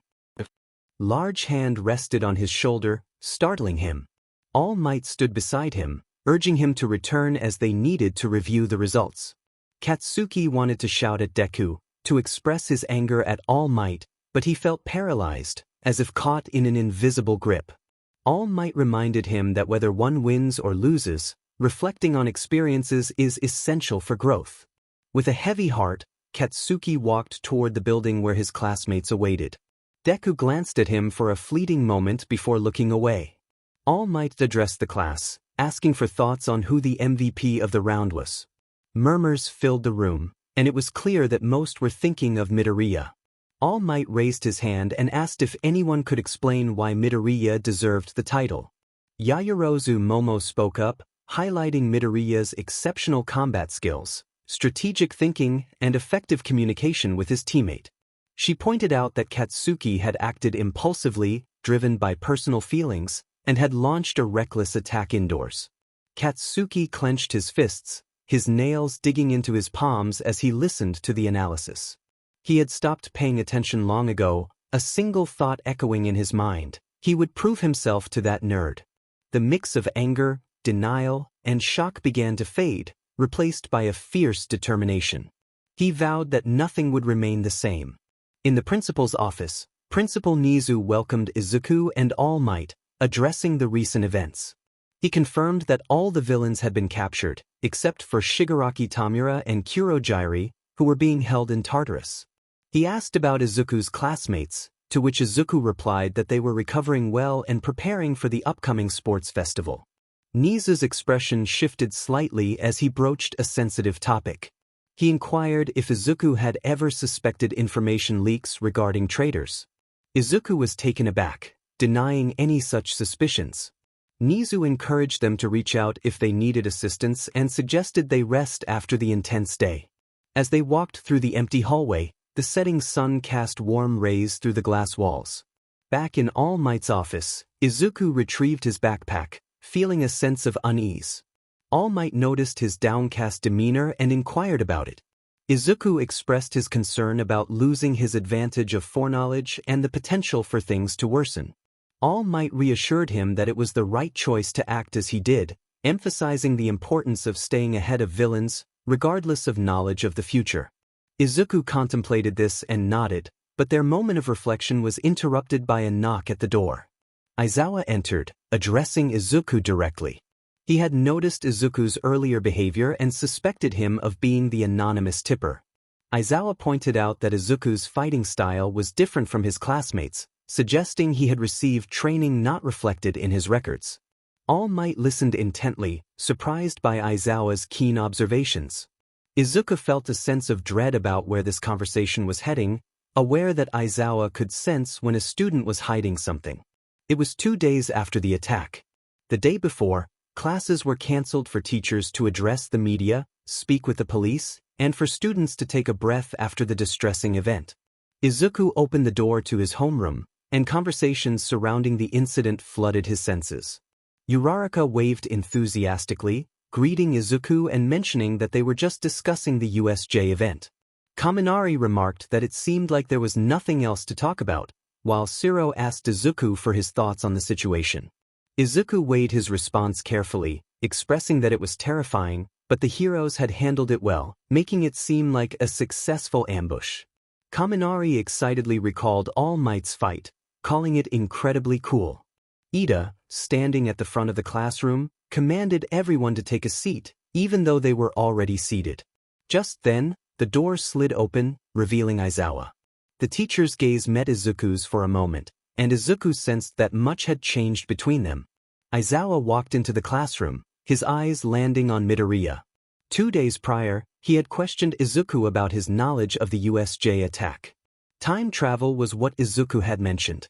Aizawa pondered the implications of a war against villains and turned to All Might, questioning whether he had known about this. All Might, with conviction, stated that he believed in Izuku. Aizawa then looked back at the nervous boy, asking about the girl he had mentioned, Eri, and where she was now. Midoriya looked down, remorse evident on his face. He expressed that it troubled him every moment since his return, explaining that she was trapped and suffering, but he felt it wasn't time for him to save her yet. His voice trembled, revealing feelings he had kept bottled up. Izuku, while still harboring doubts about Izuku, began to understand All Might's faith in him. He advised Izuku to stop thinking he was the only one who could solve everything. Izuku emphasized that he had chosen to return to UA and should realize he had the support of his classmates. Izuku seemed surprised but nodded in appreciation. Kirishima cheered about the upcoming sports festival, while Kaminari expressed excitement about getting closer to becoming a pro. Izuku shared their enthusiasm, looking forward to the event. Uraraka's voice drifted from the classroom door, questioning what was happening as a crowd of students filled the hallway, blocking their exit. Mineta wondered about the crowd's purpose, and Bakugo bluntly stated they were there to scope out the competition after surviving a villain attack. Bakugo approached the crowd, demanding they move aside. The audacity of his words caused gasps from students both inside and outside the classroom. Izuku muttered about Bakugo's typical behavior, and then a tall figure emerged from the crowd, 𝗫𝐿. He raised an eyebrow at Bakugo, expressing his disillusionment with the hero students. 𝗫𝐿 then turned to Izuku, reminding him that he had ranked first in the entrance exam and suggesting that this was the moment to knock the hero corps students down a peg. Bakugo calmly acknowledged the challenge, then pushed his way into the hallway, ignoring the surprised shouts from other students. Kaminari protested about the mob of haters they had just attracted, but Bakugo shrugged it off, determined to reach the top. 2 weeks later, the prep room buzzed with excitement and nervousness. Class 1A had just finished warming up and sat around discussing the upcoming events.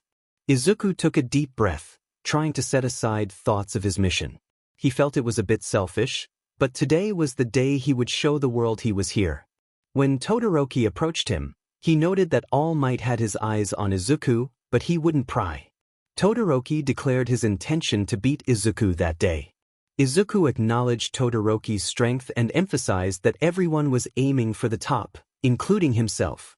As the UA Sports Festival commenced, President Mick's voice boomed throughout the stadium, introducing Class 1A as the rising stars who had brushed off a villain attack. Applause thundered as they walked to the center, where Midnight stood on the referee podium. She announced that Izuku would deliver the athlete's oath, which he did stiffly, drawing mixed reactions from the crowd. With the oath complete, Midnight announced the start of the first event, the obstacle course race. As the large mechanical gateway opened, Izuku summoned One for All, strengthening his body. Instead of joining the chaotic rush of students, he leaped toward the higher part of the gateway wall, ready to make his mark. Landing on the side, Izuku stepped hard and propelled himself towards the opposite wall of the hallway. He used his quirk to leap from side to side in the air above everyone else until he made it through without even touching the ground. Emerging from the starting gate, Izuku was now well ahead of everyone else. President Mike announced with enthusiasm that Class 1A Midoriya Izuku was in the lead. Todoroki was second, freezing everyone else behind him, but the rest of Class 1A quickly realized Todoroki's trick and moved away from the ground. Bakugo's voice boomed from behind, declaring he wouldn't let anyone pass him. Izuku landed on the ground and halted. A shadow loomed over him as the first obstacle entered his view. Giant robots approached the students, their mechanical hums reverberating in the air. Izuku leaped into the air again, using the robot parts as footholds to dodge the machine's attacks and quickly made his way above and over the moving heaps of metal. The sounds of explosions and shouts of Deku and half echoed from behind, signaling that his childhood friend was catching up. Izuku hurried away from the robot obstacle course, with Todoroki and Bakugo still behind him, but not far now. He passed the second obstacle, a deep cliff with wires hanging around, easily maintaining his lead with his speed and a few large leaps. Then he arrived at the minefield obstacle. This one was trickier since his quirk wouldn't allow him to reach the other side without landing a few times on the ground. He needed to choose his landing spots carefully. Bakugo was catching up, and the other footsteps likely belonged to Todoroki. Izuku's body was starting to feel sore from using his quirk longer than he was accustomed to, but he was too close to victory to let that stop him. He stood at the edge of the minefield, his eyes scanning for the quickest route. Todoroki raced past him, followed closely by Bakugo. Izuku found his path. He raised One for All to the limit of his body's capacity and burst forward, zooming past Todoroki and Bakugo. He bounded across the minefield, taking no time to reassess the mines on the ground or think of the two boys behind him. He followed the route in his mind, the fastest possible way. Present Mike exclaimed how fast he was going without triggering a single mine. 𝐻𝐿𝐲 yelled in frustration, and the sound of his explosion quirk manifested again, louder than usual, followed by the sound of Todoroki's ice forming. Izuku focused on where he was going, but the moment his right foot touched the ground, he was yanked back with sudden force and landed on his elbows. A mine was dangerously close to his face, but he was fortunate that where his elbows and feet contacted the ground, there were no other mines. He glanced back at his right foot, which was frozen. Todoroki had somehow frozen his foot the instant it touched the ground. 𝐻𝐿𝐲 flew over his head, and Todoroki sprinted past on a path of ice. Without hesitation, Izuku pushed himself up, yanked his foot free, and crawled carefully without causing an explosion. 𝐻𝐿𝐲 and Todoroki were closing in on the finish line. Part of Izuku wanted to chase after them immediately, but he stopped himself and took a deep breath. He hadn't used the full version of this move since he returned, and he wasn't sure if his body was ready, but it was the only move that could help him win this race.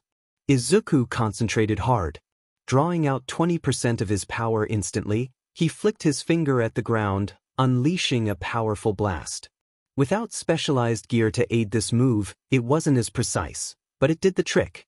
The force propelled him into the air while also triggering many of the mines below, their explosive forces further pushing Izuku toward the two leading boys.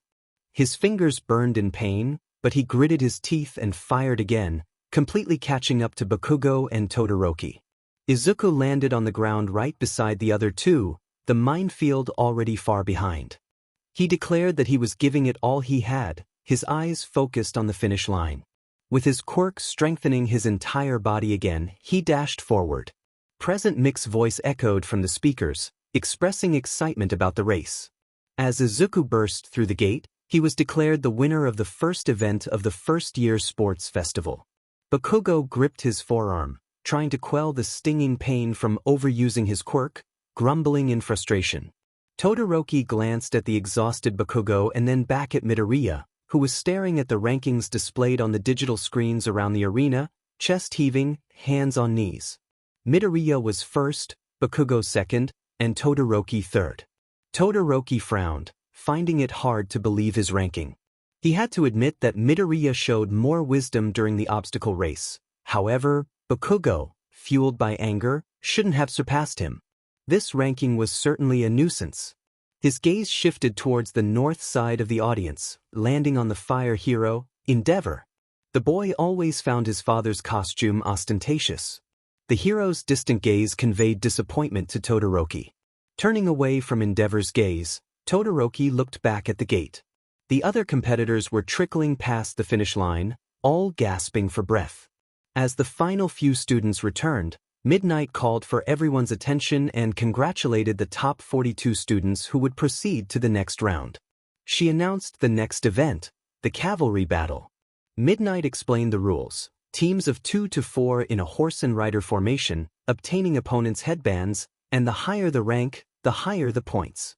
The first-place participant would be worth 10 million points. The numbers struck 𝐻𝐿𝐲 like lightning, and he turned to Midoriya along with everyone else on the field. The green-haired boy visibly tensed, his expression hardening as if he suddenly possessed Kirishima's quirk. Nonetheless, Midoriya seemed much less surprised at his points than the rest of the students and much calmer than 𝐻𝐿𝐲 expected him to be. The tiny stream of confidence seeping through Midoriya's expression was as irritating as nails on chalk. The blonde boy looked away with a grunt and focused on Midnight again, who announced that the students had 15 minutes to form their teams. Only a few minutes later, 𝐻𝐿𝐲 found himself surrounded by classmates, all eager for him to choose them. On the other side of the field, Todoroki had already gathered his deliberately chosen team, which included Yaoyorozu, Kaminari, and Ida. Uraraka weaved through the crowds until she spotted the familiar head of messy green hair. Almost as if he were expecting her, Midoriya turned around and greeted her with a smile. Uraraka asked if he wanted to team up with her, excited to partner with a friend. Midoriya sighed in relief and agreed, explaining that since everyone was aiming for his points, Nobody wanted to team up with him. Uraraka found it unfair, believing that teaming up with him was an automatic when given his achievements.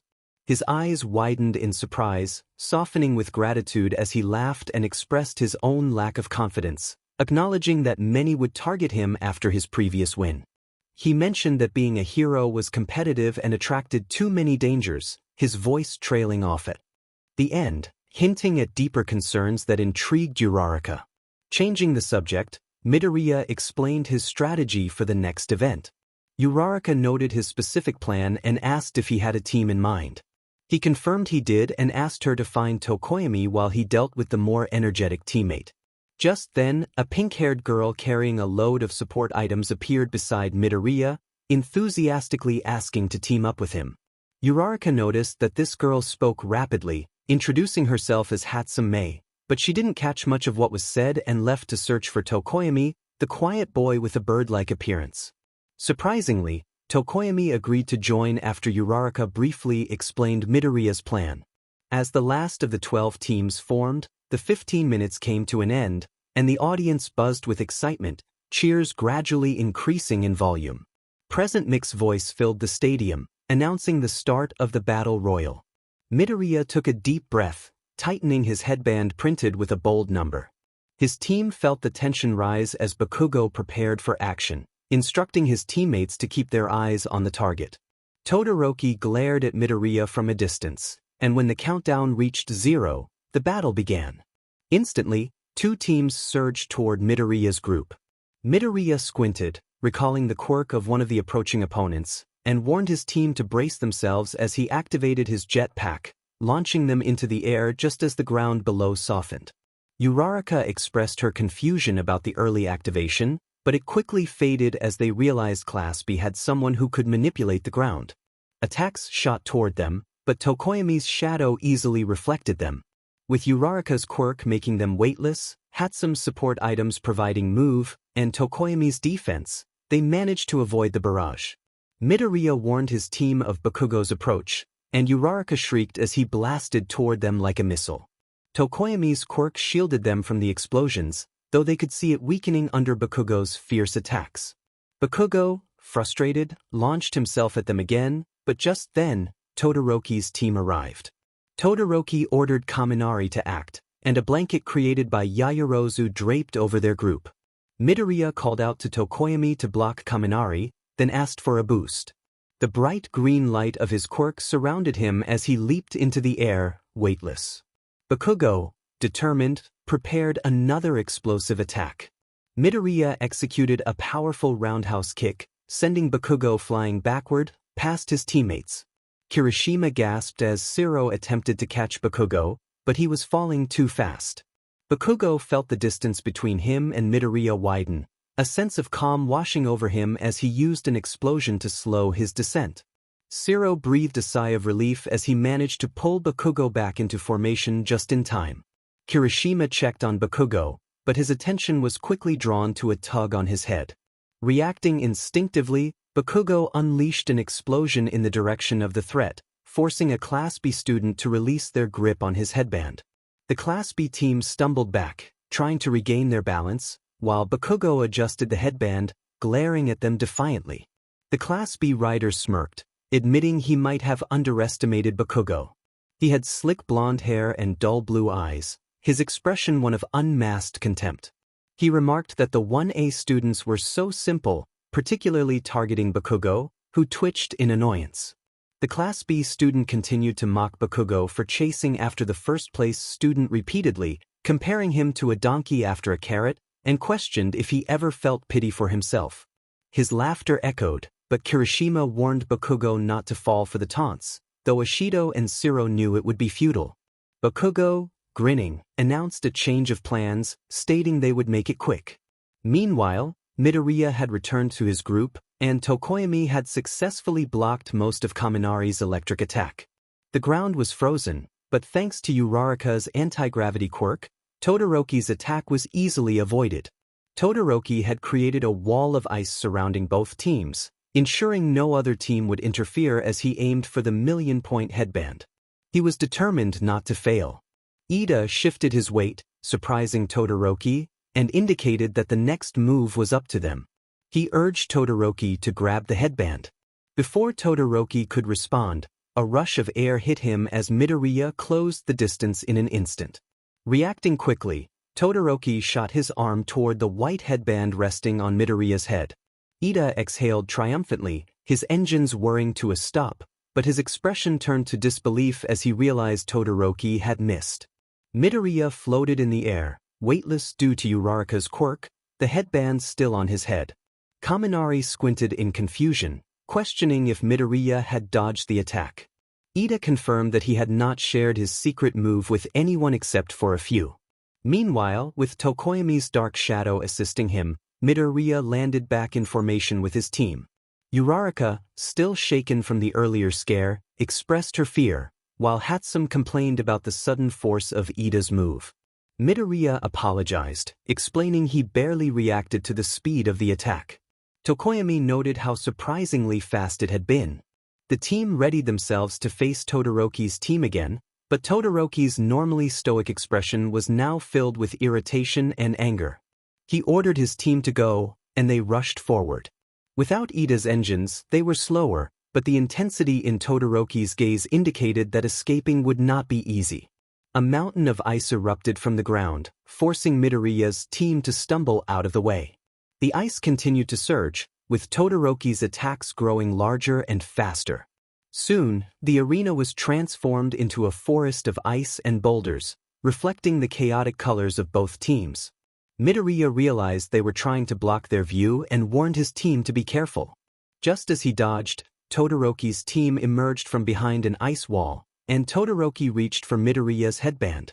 Midoriya urged his team to stay steady, knowing they needed just a little more time.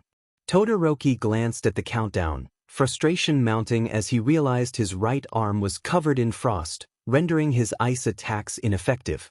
He felt the weight of his father's gaze and was frustrated with himself, questioning what Midoriya had that he lacked. A memory of Midoriya's determination echoed in his mind, igniting a fire within him.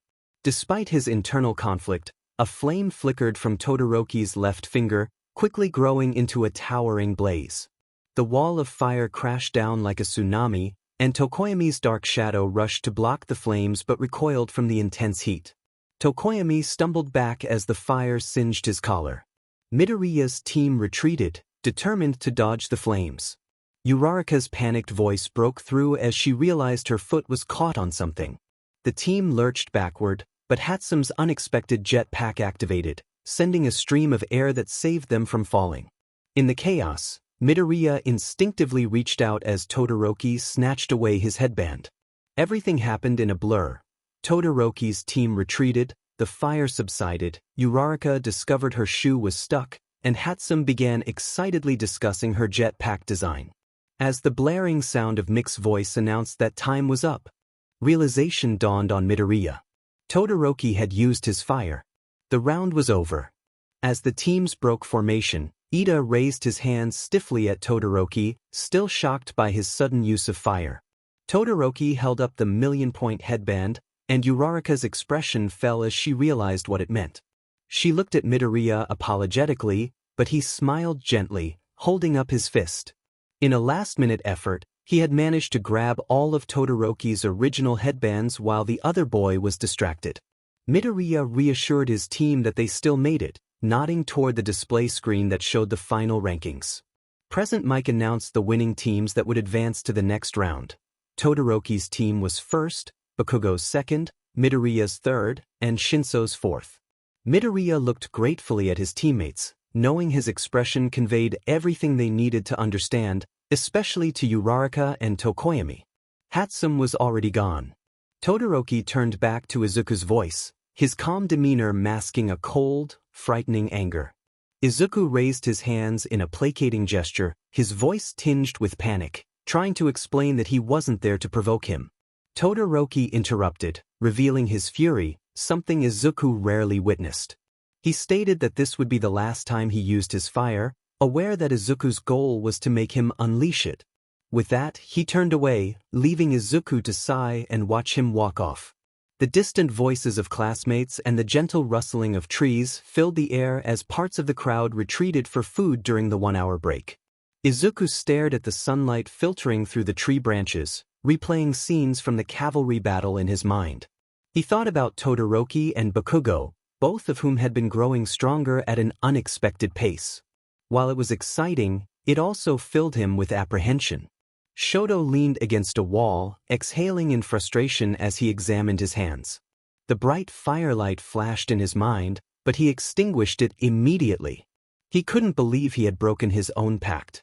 Feeling pressured by Midoriya, he realized that using fire was the only way to win, which only fueled his anger further.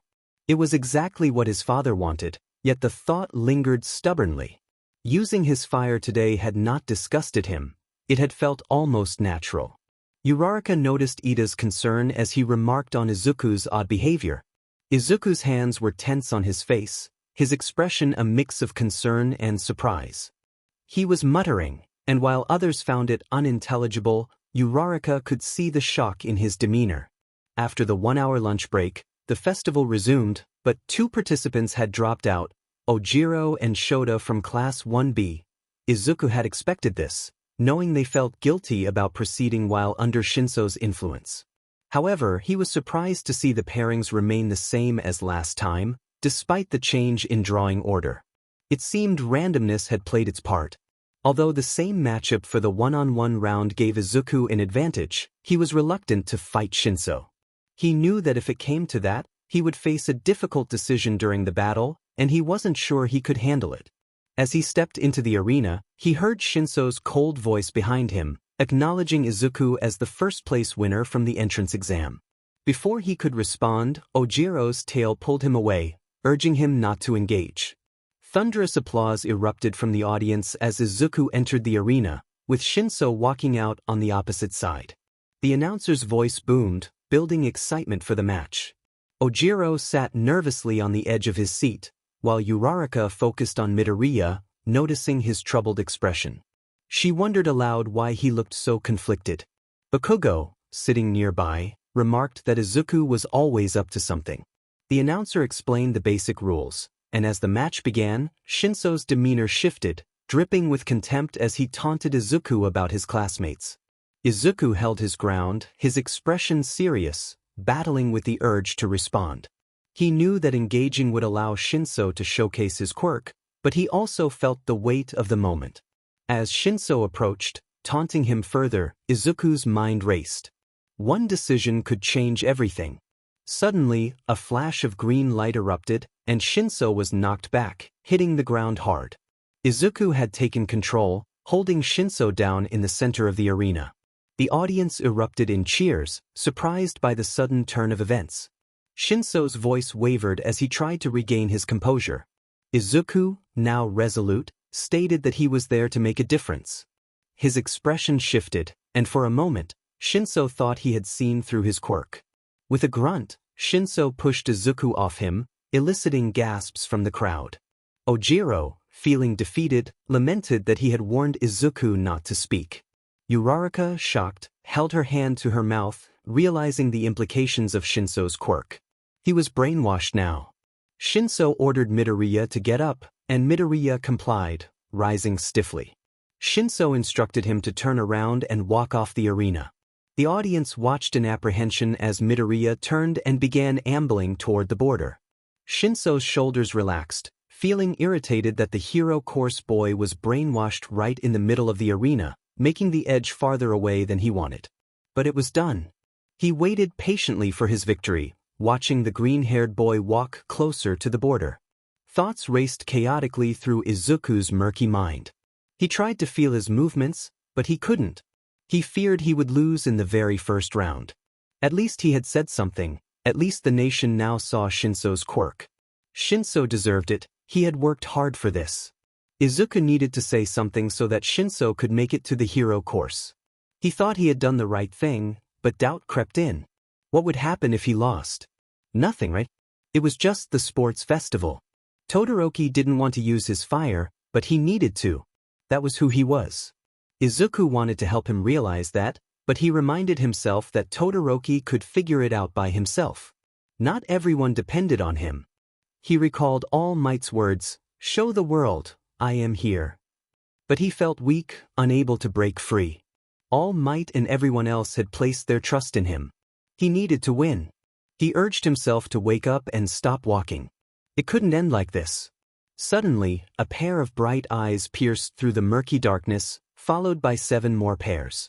A bolt of lightning surged through Izuku's veins, filling him with power. Roaring noises filled his mind, and for a split second, everything felt still. Black W-like tendrils exploded across the arena and shot toward the sky. Weeks earlier, All Might had raised an eyebrow at Izuku's proposal. Izuku had explained that he wanted to awaken the quirks of previous users by searching for the core of One for All. He believed that if he could awaken the other quirks, he could become stronger and prevent more people from getting hurt when the fight with All for One came. All Might questioned whether the core even existed, but Izuku was sure it was there. He described a realm inside One for All where all the previous holders gathered their power, a subconscious manifestation. All Might had urged him to slow down and explain calmly.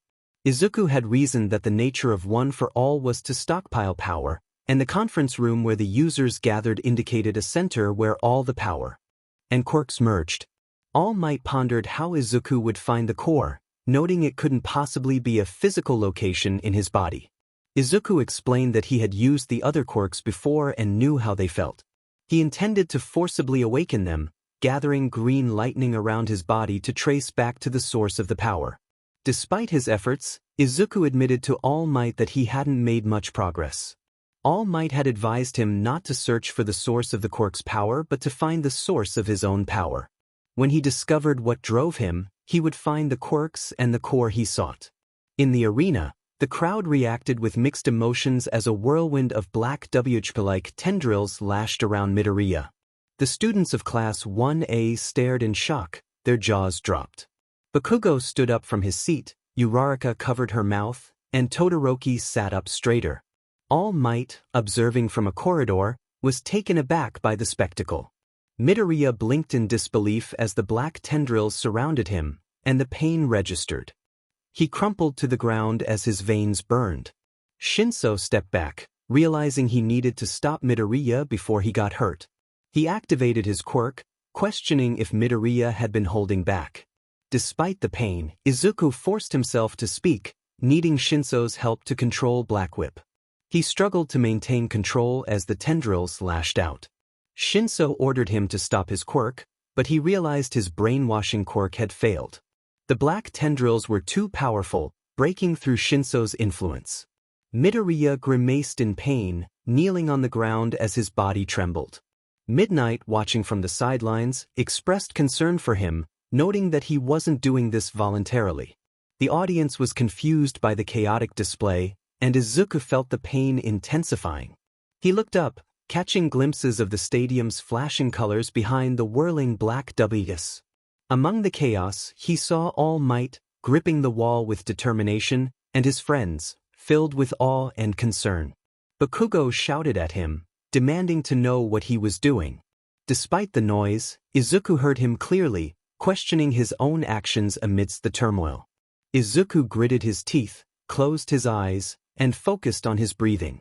Memories surged within him like a wave, bringing back familiar feelings of One for All along with the faces and voices of his friends.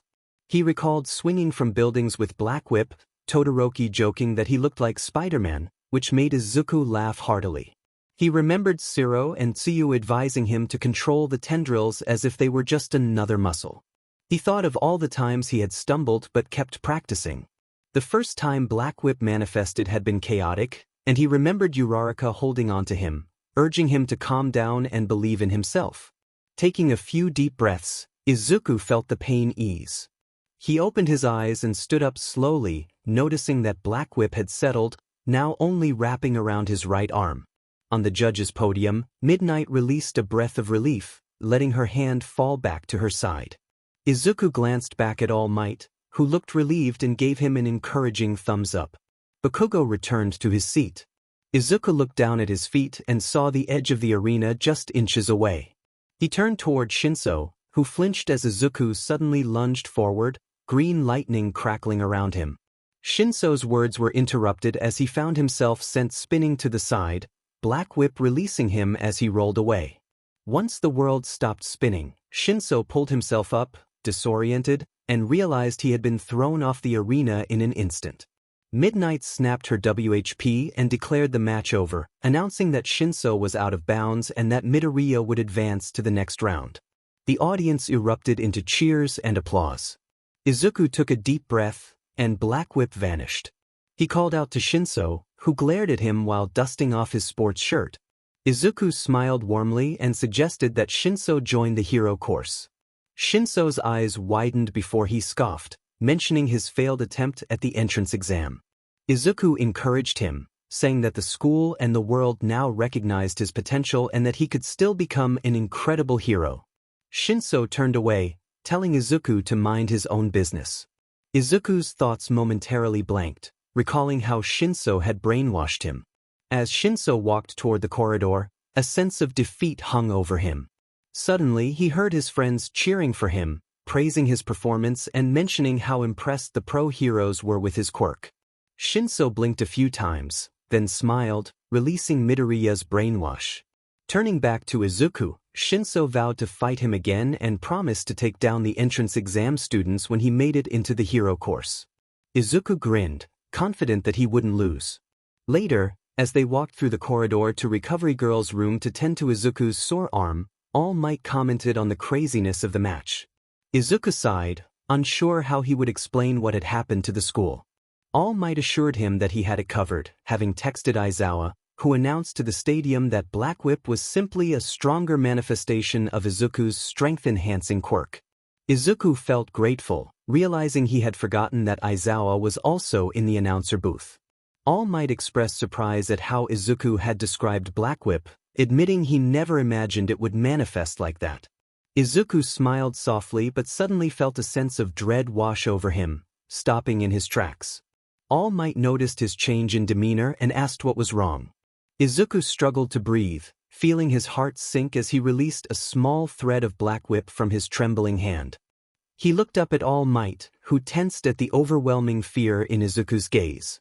Izuku whispered that he had made a huge mistake, and All Might's expression shifted as realization dawned on him. In the darkness, only the cold, dim light from a digital monitor illuminated the man's rugged face. He smiled, welcoming Izuku back to the realm of One for All.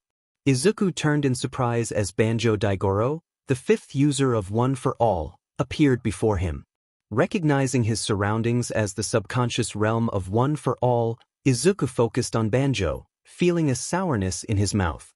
He questioned why Banjo had helped him, suggesting that if he had lost the round, All for One wouldn't have noticed him. Banjo snapped back, reminding Izuku that he was the one who had sought them out and asked for their help. Izuku bit his lip, apologizing for blaming Banjo, explaining that his anger was directed at himself. Banjo calmed down, acknowledging the frustration of the situation. He encouraged Izuku to see the bright side, pointing out that he had been the first to pull Black Whip from One for All, which would surely make the other holders envious. Izuku muttered that he doubted the other holders cared about jealousy, but then he realized Banjo had mentioned both times, indicating that he knew about Izuku's time travel. Banjo confirmed that they were aware of Izuku's thoughts and memories, explaining that it was how he had discovered the core so quickly. Izuku then expressed his concern about All for One's plans and how he had exposed their existence too soon. Banjo scoffed, pointing out that Izuku was smart enough to awaken the other quirks but had overlooked the fact that All for One would eventually learn about Black Whip. He doesn't gain all his information from a silly live TV channel, you know. Izuku blinked, rubbing his face as he realized that in his focus on getting stronger and awakening the other quirks, he had underestimated the enemy. The fifth holder barked at him, making Izuku jump. He urged Izuku to man up, reminding him that it didn't matter if the villain knew he was their successor and could access all the quirks. He couldn't hide that fact forever, but it shouldn't stop him or anyone else from winning. Izuku declared that he would win because he would do whatever it took, but he worried that the villain could still hurt his friends and family, admitting he wasn't strong enough to protect them now.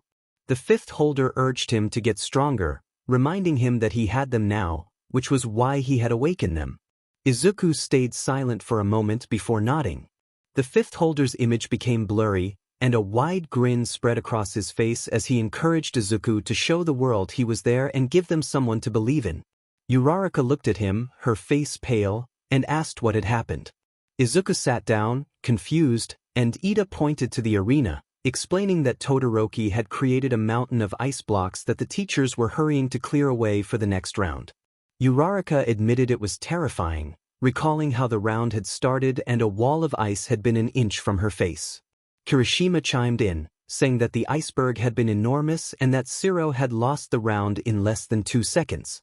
Ida questioned why Izuku hadn't been there, thinking he hadn't been hurt badly from the last round. Izuku half-honestly replied that he had fainted after realizing that All for One had seen Black Whip, which had been tiring for him.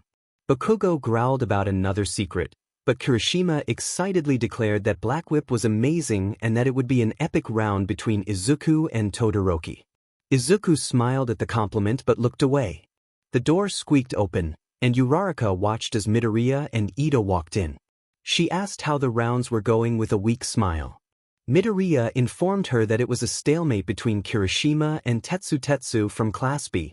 Uraraka honestly admitted she felt terrified, knowing nobody walked away unharmed from a fight with Bakugo. Ida questioned if Bakugo would use his full strength against a female opponent, but Midoriya simply stated he would. He turned to Uraraka, his bright green eyes filled with concern. He warned her that 𝐀𝐮 wouldn't back down and she might get hurt, but he reminded her to keep going, asserting that she was much stronger than she realized. He spoke for 𝐀𝐮, saying he respected her and saw her as a worthy opponent. Uraraka was incredulous at the idea that Bakugo respected her, but Midoriya nodded, encouraging her to show what she had. Before she could respond, Midoriya pulled her into a hug, telling her to be careful and that she could do it. Her cheeks heated at the brief embrace, but she nodded and gave the two boys a big thumbs up, thanking them and promising to see them in the finals. She pressed her trembling fingers together and released her quirk. The audience roared in surprise as the rubble, previously floating high in the air, rained down. Bakugo remained unfazed, the icy calmness from the cavalry battles still surrounding him. He lifted his arm toward the sky, focusing on the falling debris, and unleashed his quirk with full force. The explosion sent Uraraka flying backward, pain racking her body as she tumbled on the hard ground, bits of rubble flying around her. The arena shook violently from the blast, and she struggled to move, her body aching. Bakugo stood calmly at his original position, his eyes devoid of sympathy. Throughout the round, she hadn't even managed to touch him, let alone attack. She thought to herself that it seemed unlikely she would reach the finals. Suddenly, she heard Bakugo mutter something almost inaudibly, scoffing about expecting her to have annoying plans from spending time with Deku. She felt hopeless but refused to give up. Deku had told her to keep going, and it wasn't just an empty suggestion, it was an affirmation. Like everyone else at the festival, she wanted to become a hero. Bakugo scowled as Uraraka struggled to get up from the ground. He growled in annoyance, preparing his quirk again. She stumbled but managed to stand on shaky legs. Bakugo wouldn't have been surprised if she had crumbled right there. She asked him why he hated Deku so much, her voice trembling with exhaustion and a hint of exasperation. The question caught him off guard, but his scowl returned. The way she stood reminded him too much of that nerd Deku in his childhood years, battered but still standing. He dismissed her question, telling her it was none of her business and that they should finish this. She clenched her jaw and lifted a slab of broken concrete, weightless from her quirk. He blasted his explosion at her, and she met the attack with the concrete, which shattered into pieces.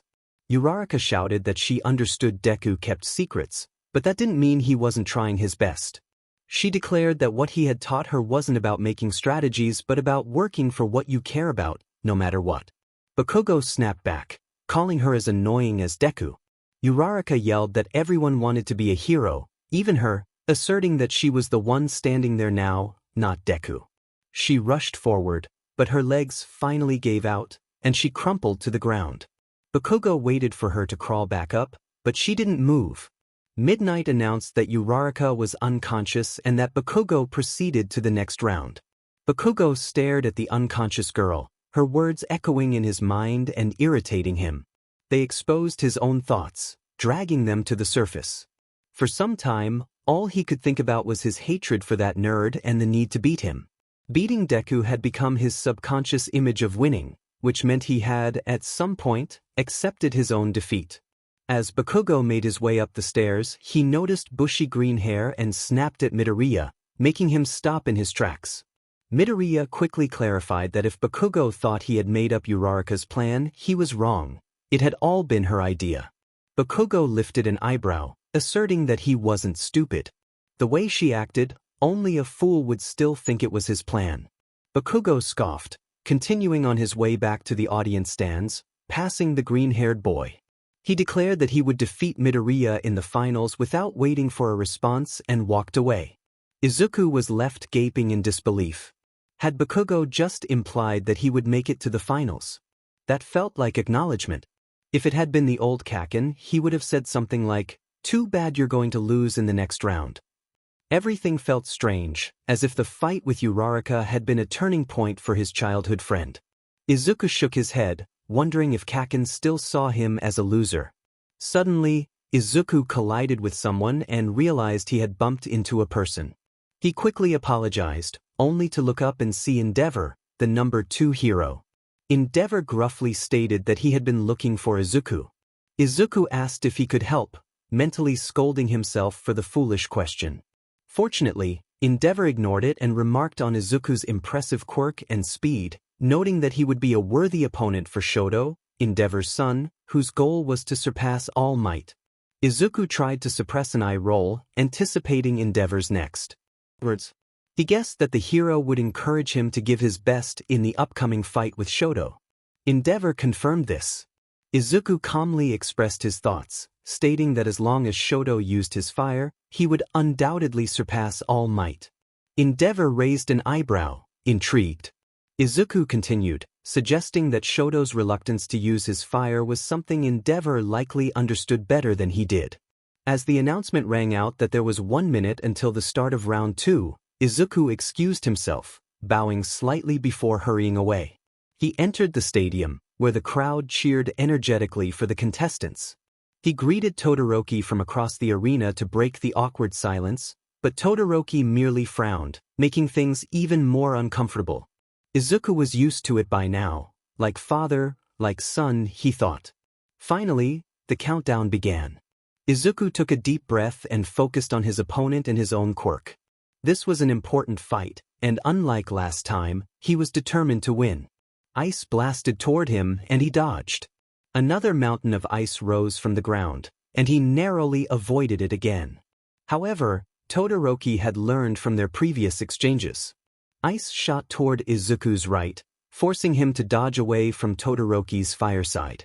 Almost immediately, another attack came straight for his face. Reacting quickly, Izuku raised his arms defensively, creating 2 gusts of wind that shattered the iceberg aimed at him. Todoroki, through gritted teeth, accused Izuku of trying to force his fire out again, questioning if Endeavor had bribed him.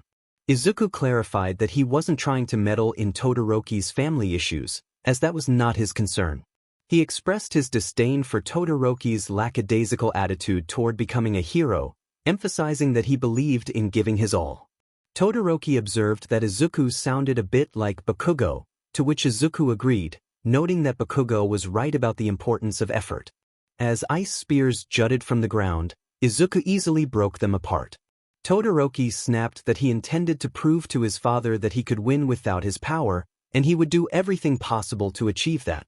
Izuku rushed forward, weaving around the ice obstacles. More ice rose, but he broke through with a series of powerful kicks and punches.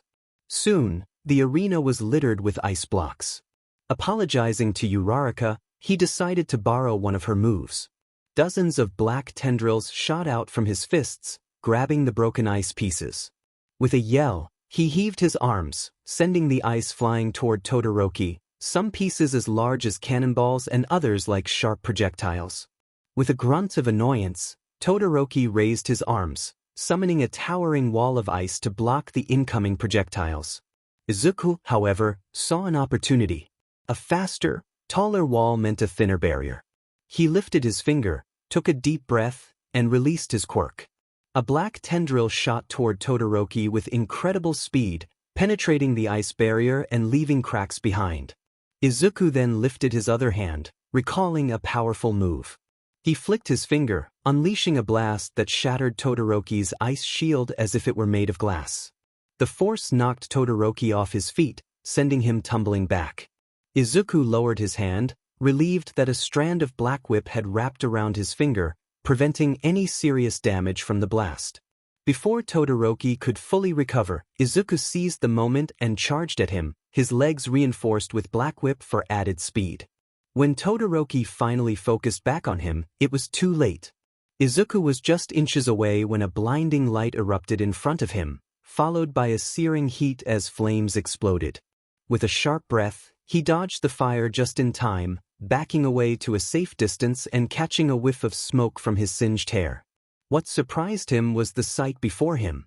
An enormous flame, even larger than the one in the cavalry battle, blazed from Todoroki's left side. Anger and pain poured from his expression as he confronted the audience, revealing his inner turmoil. He pointed toward his father, stating that the pain inflicted upon his family would now seem worthwhile for him. Izuku, however, focused on Todoroki's vulnerability, despite the threatening heat of the flames surrounding him. He urged Todoroki to take ownership of his power, insisting that it was not his father's achievement unless he allowed it to be. Todoroki, taken aback by Izuku's passionate plea, felt a flicker of hope. For so long, he had believed that this fire would never truly belong to him, shaped by the torment of his father's training. Yet, here was Midoriya, a classmate who had only recently entered his life, believing in him with unwavering certainty. In that moment, a weight lifted from Todoroki's heart as he remembered his own dream of becoming a hero, like All Might and the other students around him. With a renewed sense of purpose, he lifted his left arm, causing the flames to double in size. Midoriya, sensing the shift, prepared himself, the emerald light of his quirk illuminating the arena. Both knew that the battle was just beginning. Todoroki surged forward, the air heating up dangerously. Midoriya's emerald light flared, creating a tense atmosphere as he braced for the incoming attack. Todoroki unleashed a torrent of fire toward him, and the sudden change in temperature sent a shockwave through the arena, prompting 𝐶𝐿𝐼𝐼 to conjure a tall concrete wall to shield the audience from the blast.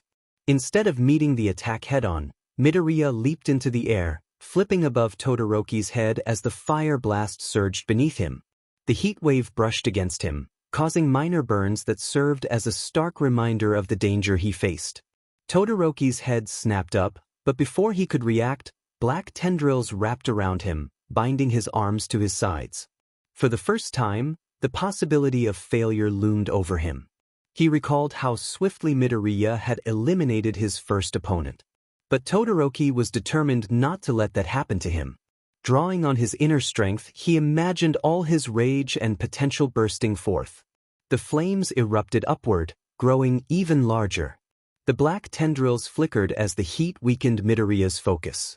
Surprised, Izuku quickly assessed his options. He decided to kick, hoping to propel himself away from the fire. The kick, powered by One for All, unleashed a blast of air that sent him hurtling forward. Realizing he was losing control, he rolled to soften his landing, but the sudden shift allowed Todoroki to break free. Despite his plan failing, Izuku couldn't help but smile, recognizing Todoroki's strength. Todoroki noted that Midoriya was still holding back, underestimating him. Midoriya, in turn, explained that he was conserving his energy and waiting for the right moment to strike. He focused on building up his power, recalling his training to keep his movements precise. One for All surged through him, and he felt the strain of raw energy. As he prepared to unleash his punch, a shockwave comparable to All Might's erupted, tearing through the arena and leaving destruction in its wake. Despite the pain of fractured bones, Izuku pressed on. Todoroki retaliated with a blast of fire, but it did little to weaken Izuku's attack. He was knocked back, tumbling toward the edge of the arena. Just before he could fall out of bounds, Todoroki conjured a wall of ice, halting his fall but likely injuring himself in the process. Almost immediately, Todoroki's fire surged back, aimed at Midoriya, who charged forward, surrounded by crackling arcs of green lightning. With a swift motion, Midoriya unleashed a gust of wind that deflected Todoroki's flames.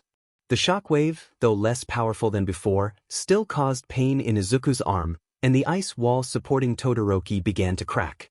Before Todoroki could recover, Midoriya's kick connected, sending him crashing to the ground. The announcer declared Todoroki out of bounds, and the audience erupted in applause, cheering for Midoriya's victory.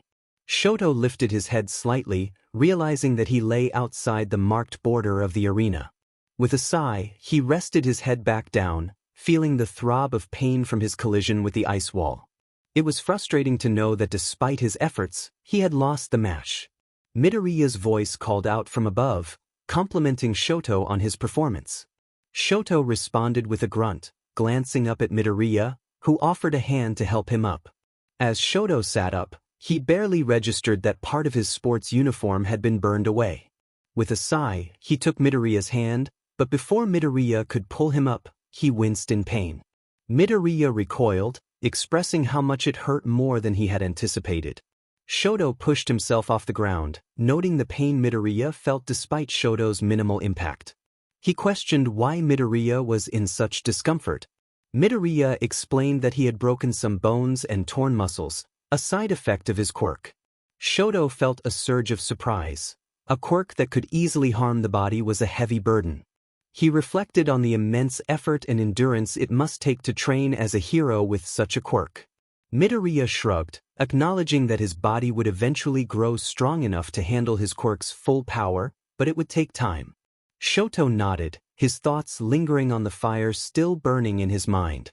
Izuku's classmates welcomed him back to their corner of the stadium, congratulating him on his victory. Kaminari patted him on the back, and Izuku expressed that Todoroki deserved a higher ranking. 𝐀𝐮𝐬 reminded him to take pride in his achievement, while Uraraka pointed out that he had forced Todoroki to reveal his fire abilities. Izuku downplayed his win, attributing it to Todoroki's relative inexperience with fire. Uraraka inquired about his wounds, and Izuku mentioned Recovery Girl had helped him feel better. Uraraka informed him that Ida had won his match against Shiozaki, which meant Izuku would face Ida next. Ida Tenya entered the arena for the third time, a mix of pride and nervousness swelling in his chest. He was determined not to let his brother down. Spotting Midoriya, who was muttering to himself, Ida wondered what strategies his friend was contemplating. Regardless of Midoriya's plans, Ida was resolved to give his best effort. As the match began, Ida's engines roared to life, propelling him toward Midoriya. Knowing Midoriya had the advantage in long-range attacks, Ida aimed to close the distance. He anticipated various moves from Midoriya, including potential use of his new Black Whip ability. However, Midoriya remained still, studying Ida's movements. Ida felt exposed, as if Midoriya could predict his every action. The spectators were equally puzzled by Midoriya's lack of aggression. As Ida closed in, he launched a swift kick at Midoriya, who sidestepped just in time, though Ida managed to graze his arm. Without giving Midoriya a moment to recover, Ida executed another kick aimed at his opponent's face. Midoriya blocked it and countered with a punch that Ida narrowly avoided. It was evident to onlookers that Midoriya was holding back significantly. Ida, frustrated by Midoriya's casual approach, declared that the match would end now. Midoriya lowered his stance, appearing relaxed, but his focus was sharper than ever. He analyzed Ida's movements, predicting his next actions. Although he could easily overpower Ida with his quirk, Izuku viewed Ida as more than just an obstacle. He had a deeper goal in mind. As Ida activated his Recipro Burst, he shot toward Midoriya like a comet, leaving a trail of blue fire. Midoriya recognized the incoming attack, but the speed still caught him off guard. He was knocked back, his surroundings blurring as he struggled to regain his footing. Izuku reminded himself to focus, channeling the power of his quirk to strengthen his body. In that moment, he felt a familiar sensation akin to a warning signal, but it was different from danger sense. He decided to set aside his questions for later and concentrated on the feeling before it faded. As he focused on Ida, he heightened the power of One for All, envisioning his senses sharpening and energy surging through him. Then, everything slowed down. Izuku's perception sharpened, allowing him to see everything with clarity. For a brief moment, Ida thought he could see the cracks on the ground, the nearing boundary line of the arena, the movement of his engines, and a lonely cloud drifting in the sky. Then Ida tripped. A sudden tug at his leg sent him crashing to the ground, causing him to lose his grip on Midoriya. Midoriya's momentum sent him tumbling forward, skidding to a stop dangerously close to the arena border. Ida turned his head back, only to see Midoriya's black WHP tightened around his leg. His gaze followed the other end of the WHP back to Midoriya, where the black tendril sprouted from the trembling boy's hand. Midoriya's entire body shook as if he had just been jolted by Kaminari's quirk, yet his unwavering green gaze shone with a chilling perceptiveness. Ida struggled to connect his thoughts. Recipro Burst was his fastest move, probably the fastest in the entire festival. Somehow, Midoriya had reacted to it, finding the perfect timing to tie his leg and yank him off balance. The excitement in the arena was palpable as Mick's voice echoed through the speakers, announcing Midoriya's impressive maneuver. With a strong jolt, Ida broke free from Midoriya's quirk and sped toward him, determined not to let his surprise distract him. He pushed his engines to their limits and kicked toward his opponent, who was still trembling. Midoriya augmented his focus with his quirk once more, and Ida's movements appeared to him like frames from a paused video. Before anyone realized it, Midoriya countered Ida's attack with a punch to the shoulder, immediately following it with a kick to the stomach. However, Ida had learned from their previous exchanges. He initiated his attack with the motions of a kick but quickly changed direction, ducking low and jabbing at Midoriya's ribs with his elbow. Midoriya's eyes widened, but he managed to block the blow, the light of his quirk blazing like emerald fire. A quick glance down revealed he was merely an inch away from the boundary. Realizing the situation, Midoriya decided it was time to end the match. With a swift movement, he spun on his heel and propelled Ida outside the boundary with a powerful burst of his quirk. Ida crashed to the ground, feeling his heart sink as Midnight's voice announced his loss and Midoriya's advance to the next round. The cheering of the crowd was deafening. Midoriya approached Ida, extending his trembling hand. Ida took it, and his friend pulled him back up to his feet. Ida sighed, admitting his defeat. No matter how hard he tried, Midoriya always seemed a step ahead. Midoriya nodded absently, his gaze distant. It wasn't until they made their way off the arena and back into the building that Midoriya spoke again, expressing gratitude for their match. Ida listened to their footsteps for a moment longer before adjusting his glasses and asking why Midoriya had chosen to fight at close range. Midoriya considered the question, explaining that he wanted to learn. Ida felt a twinge of frustration, realizing Midoriya seemed to be using him for personal training, but he acknowledged that both of them had gained valuable experience from the fight. Even though he lost, Ida vowed to catch up with Midoriya's improvement. Midoriya thanked him with a slight smile, leaving Ida confused about the response. As he studied Midoriya's expression, he sensed something was off. Suddenly, Midoriya crumpled to the floor, and Ida lunged forward to catch him just in time. Small robotic nurses rushed to their side, and two robots carried an unconscious Midoriya to the infirmary. When Izuku woke up, the first thing he felt was a headache. Blinking his eyes open, even the slightest movement sent waves of pain through his temples. As he tried to sit up, he realized he was in Recovery Girl's infirmary, surrounded by Uraraka, Ida, Todoroki, and Recovery Girl herself, with a few other students gathered near the door. All Might stood gloomily to the side, resembling a scarecrow. Recovery Girl shooed the other students away, allowing Izuku some space. Once they left, All Might turned to Izuku with a stern expression, asking what had happened this time. The concern in All Might's voice surprised Izuku, who started to respond but was interrupted by Recovery Girl. She handed him a cup of herbal tea, instructing him to drink it to help alleviate his headache. Izuku obeyed, taking a large sip. The warm tea provided some relief. Recovery Girl confirmed that his headache was an aftereffect of something more serious, explaining that he had no physical injuries apart from minor scrapes and that his BLD sugar and hydration levels were fine. She could have aided his recovery much faster, but he had been unconscious for 20 minutes. All Might noted that Bakugo's round with Tokoyami had ended 10 minutes ago, and the final round was being delayed for another 15 minutes due to Izuku's situation. If Izuku did not recover before the deadline, he would be disqualified.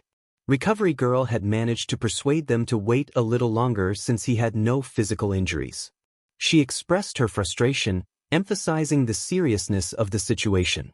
Her quirk, which typically enhanced the body's natural healing abilities, had barely worked on him this time. This indicated that his body had struggled to heal the injury on its own, which meant he had been pushing his limits too far. All Might, with a softer tone, inquired about what had happened. Izuku took a deep breath and shared his new discovery. He explained how he had harnessed the power of his quirk to strengthen his sensory input and enhance his reaction time. All Might shook his head in disbelief, recalling his own failed attempts at such a feat when he was younger. Izuku clarified that since he had begun training the core of One for All and awakened Black Whip earlier that day, his control over the quirk had changed dramatically. Recovery Girl interjected, scolding him for nearly causing himself serious harm. Izuku acknowledged her concern, feeling guilty for worrying both her and All Might. All Might sighed, reminding Izuku that his determination to grow stronger was admirable, but he needed to be cautious. People were counting on him, and he promised he would never put himself in such danger again. He realized his headache had improved and reflected on the importance of taking things one step at a time, just as All Might had taught him during his entrance exam training. As Izuku and All Might glanced at the clock, Recovery Girl sighed, recognizing Izuku's eagerness to participate in the final round. She reluctantly allowed him to go, urging him not to return. Katsuki, waiting outside, had been lost in thought, reflecting on his past losses to Izuku since the acceptance letters had arrived. He had been consumed by anger and denial, but as he waited he began to reconsider his perspective on Izuku's victories. Perhaps the Deku who had triumphed over him was not someone who had suddenly gained strength but had always been there, hidden beneath the surface. Katsuki was jolted back to reality as the audience erupted in cheers. He stood up and stepped onto the field, squinting against the bright sunlight. Across the arena, Izuku approached with determination in his eyes, no longer the fearful boy from their childhood. Izuku apologized for the wait, his gaze steady. Katsuki growled a warning not to hold back, to which Izuku responded that he needed to inspire trust in those watching. As the countdown began, Katsuki sprinted toward Izuku, charging his attack. Izuku lowered his stance, activating his quirk as raw power surged through him, illuminating his veins and crackling in the air. Katsuki felt the pressure shift as he closed in, realizing that Izuku had anticipated his next move. In a split second, Katsuki altered his strategy. Instead of launching his attack directly at Izuku, he blasted the ground beneath him, sending debris flying and forcing Izuku to leap back in surprise. This moment of disorientation was all Katsuki needed.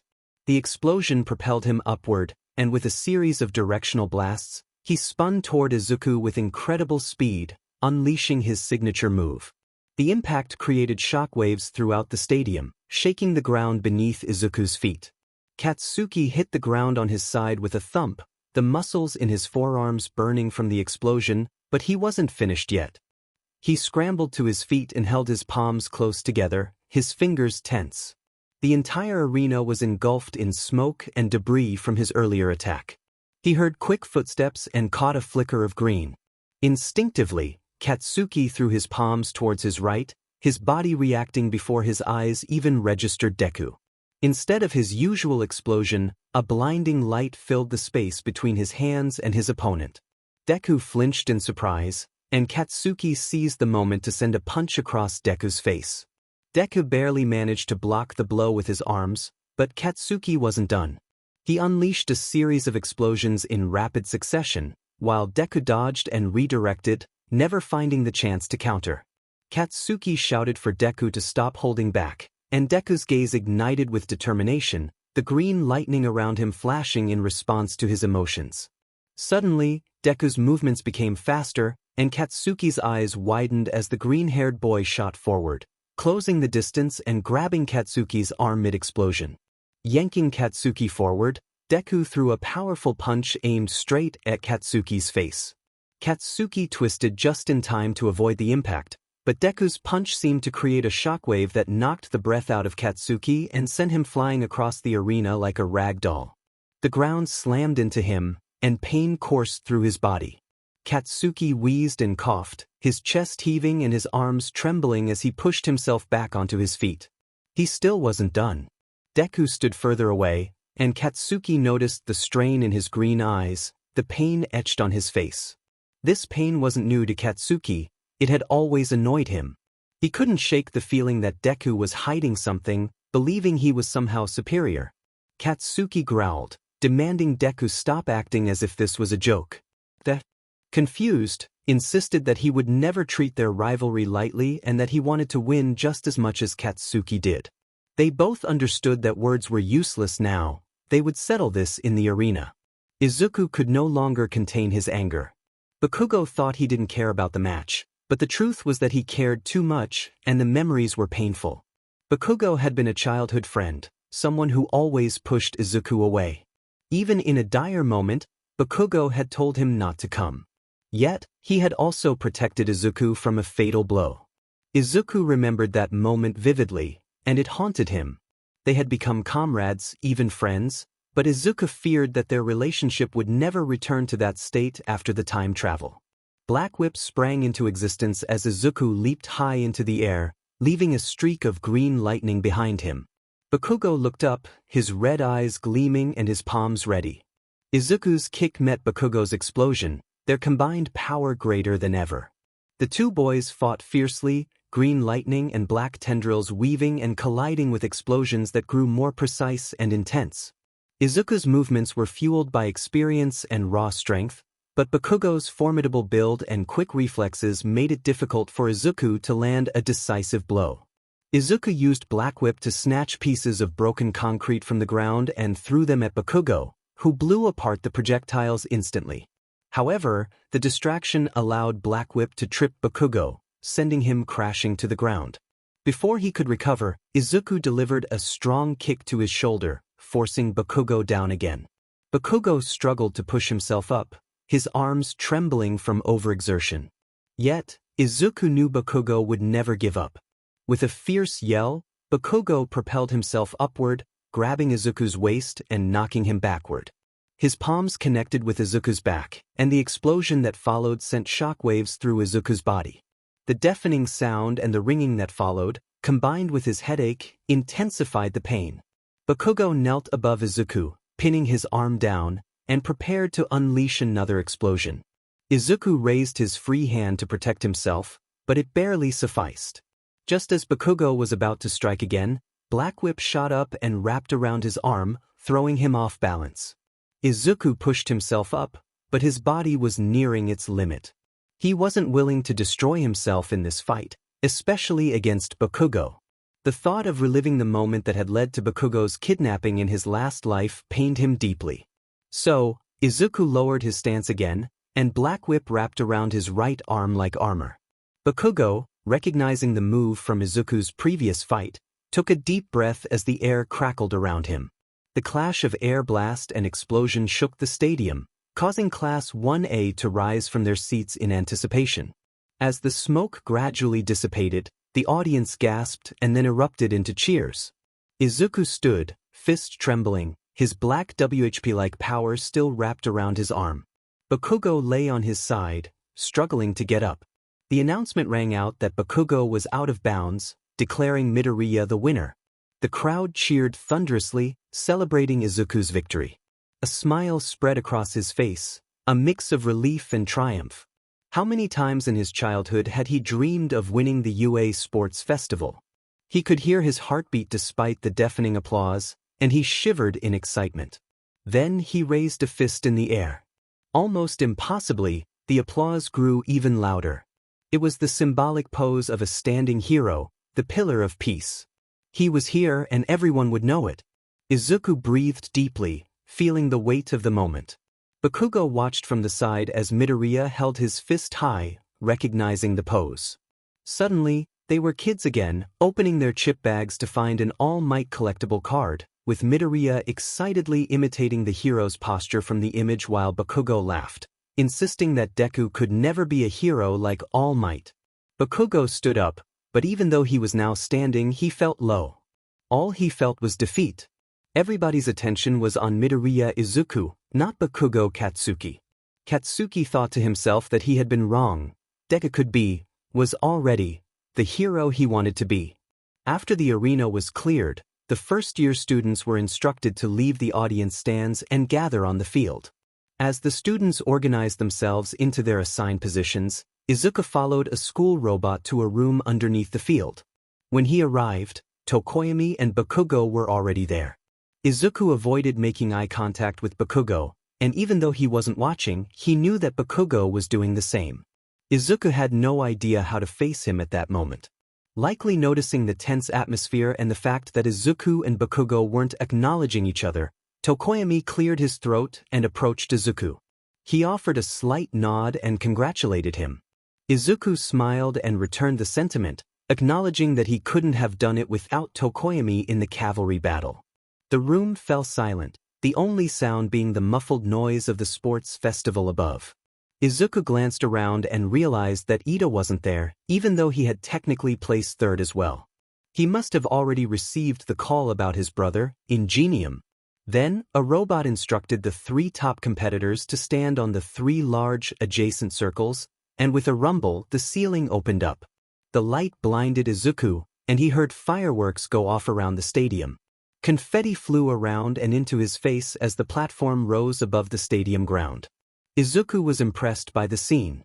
Crowds were cheering, professional photographers were snapping photos of the 3 top contestants, and, for the first time, Izuku noticed the large TV cameras. By the time Izuku's first-place platform whirred to a stop, raising him higher than everyone else on the field, the audience's attention was suddenly directed to the upper level of the stadium. Both students and spectators erupted in cheers as the number 1 hero, All Might, leaped down and landed in a striking pose. Midnight announced that All Might would be presenting the awards.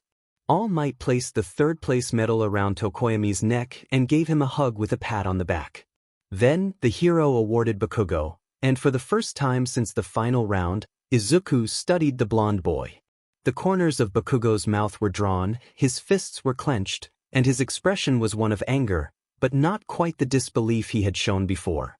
He wasn't looking at Izuku, which made Izuku think that Bakugo's anger wasn't directed at him. At least he wasn't yelling or struggling against chains. Finally, All Might came to the first-place platform and raised the golden medal. Izuku dipped his head as the hero lowered the medal around his neck. When he looked up again, there seemed to be a wordless exchange between mentor and student, filled with pride. All Might gave Izuku a hug with the same pat on the back he had given 𝗏𝐾𝐮𝐬 and Bakugo, but the weight of it felt different. Izuku expressed his gratitude, and All Might affirmed his success. The walk back to the classroom was filled with a chorus of congratulations, but mostly Uraraka's excited squeals. She exclaimed that she thought Izuku was going to lose when Bakugo was making explosive moves, but then he had used his Black Whip move and delivered the final blow.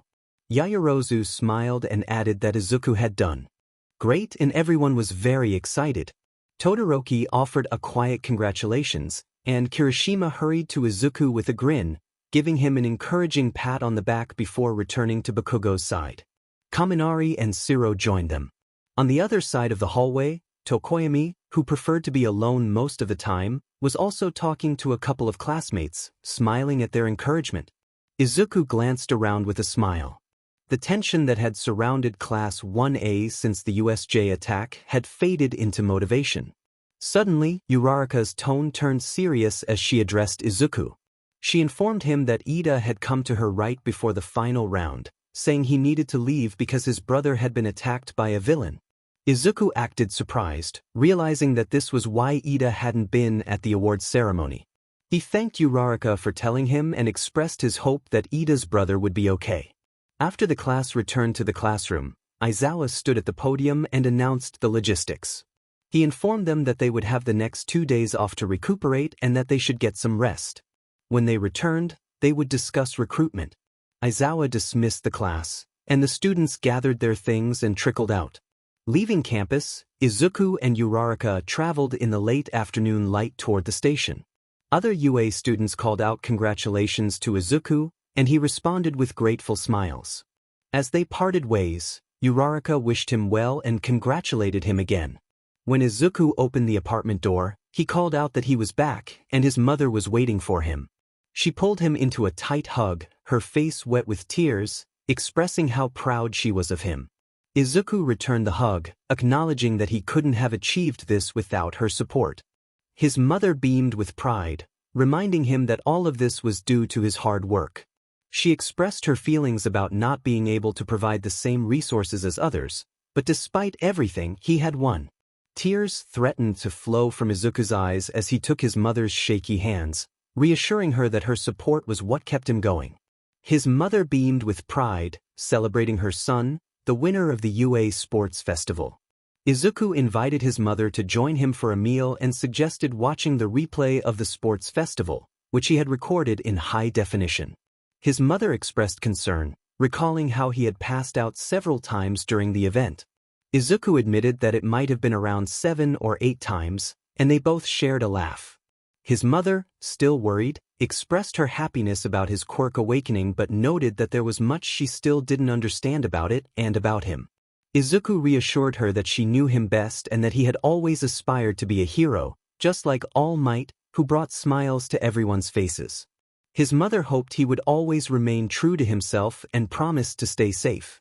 The doorbell rang at the Bakugo household. Katsuki's mother called for him to answer it, but he grumbled in response. When he opened the door, he was met with the sight of Izuku, who held a plastic bag containing a box of oranges. Izuku explained that he was on his way to the grocery store and that his mother had asked him to deliver the oranges as a congratulatory gesture for Katsuki's performance at the sports festival.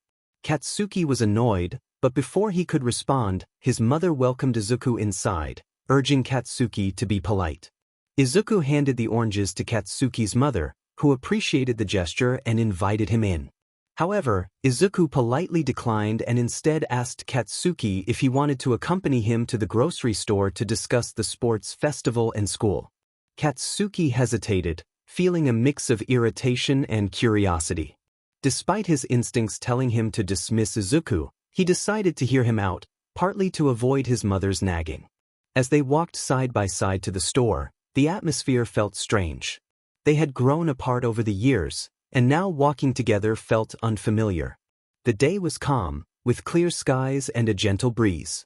Katsuki glanced at Izuku, who looked awkward, and he fought the urge to punch him for it. After a moment of silence, Izuku finally spoke, expressing that he had aimed to win but had never underestimated Katsuki, who had always been his image of success. Katsuki struggled with his emotions, wanting to argue but realizing that Izuku's words held truth. He recalled how Izuku had always looked up to him, treating him with admiration even in their childhood. Despite their rivalry, Izuku had always shown determination in their fights.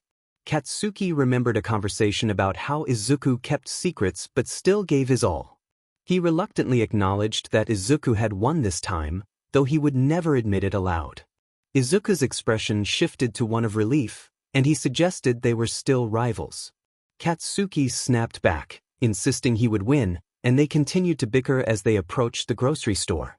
Katsuki's frustration flared again, but he was also drawn to a bottle of hot sauce he had run out of that morning. As he grabbed it, a grin spread across his face, but it quickly faded when he noticed Izuku watching him with wide eyes. Katsuki told Izuku to focus on his groceries, but his annoyance was tempered by the joy of finding the hot sauce.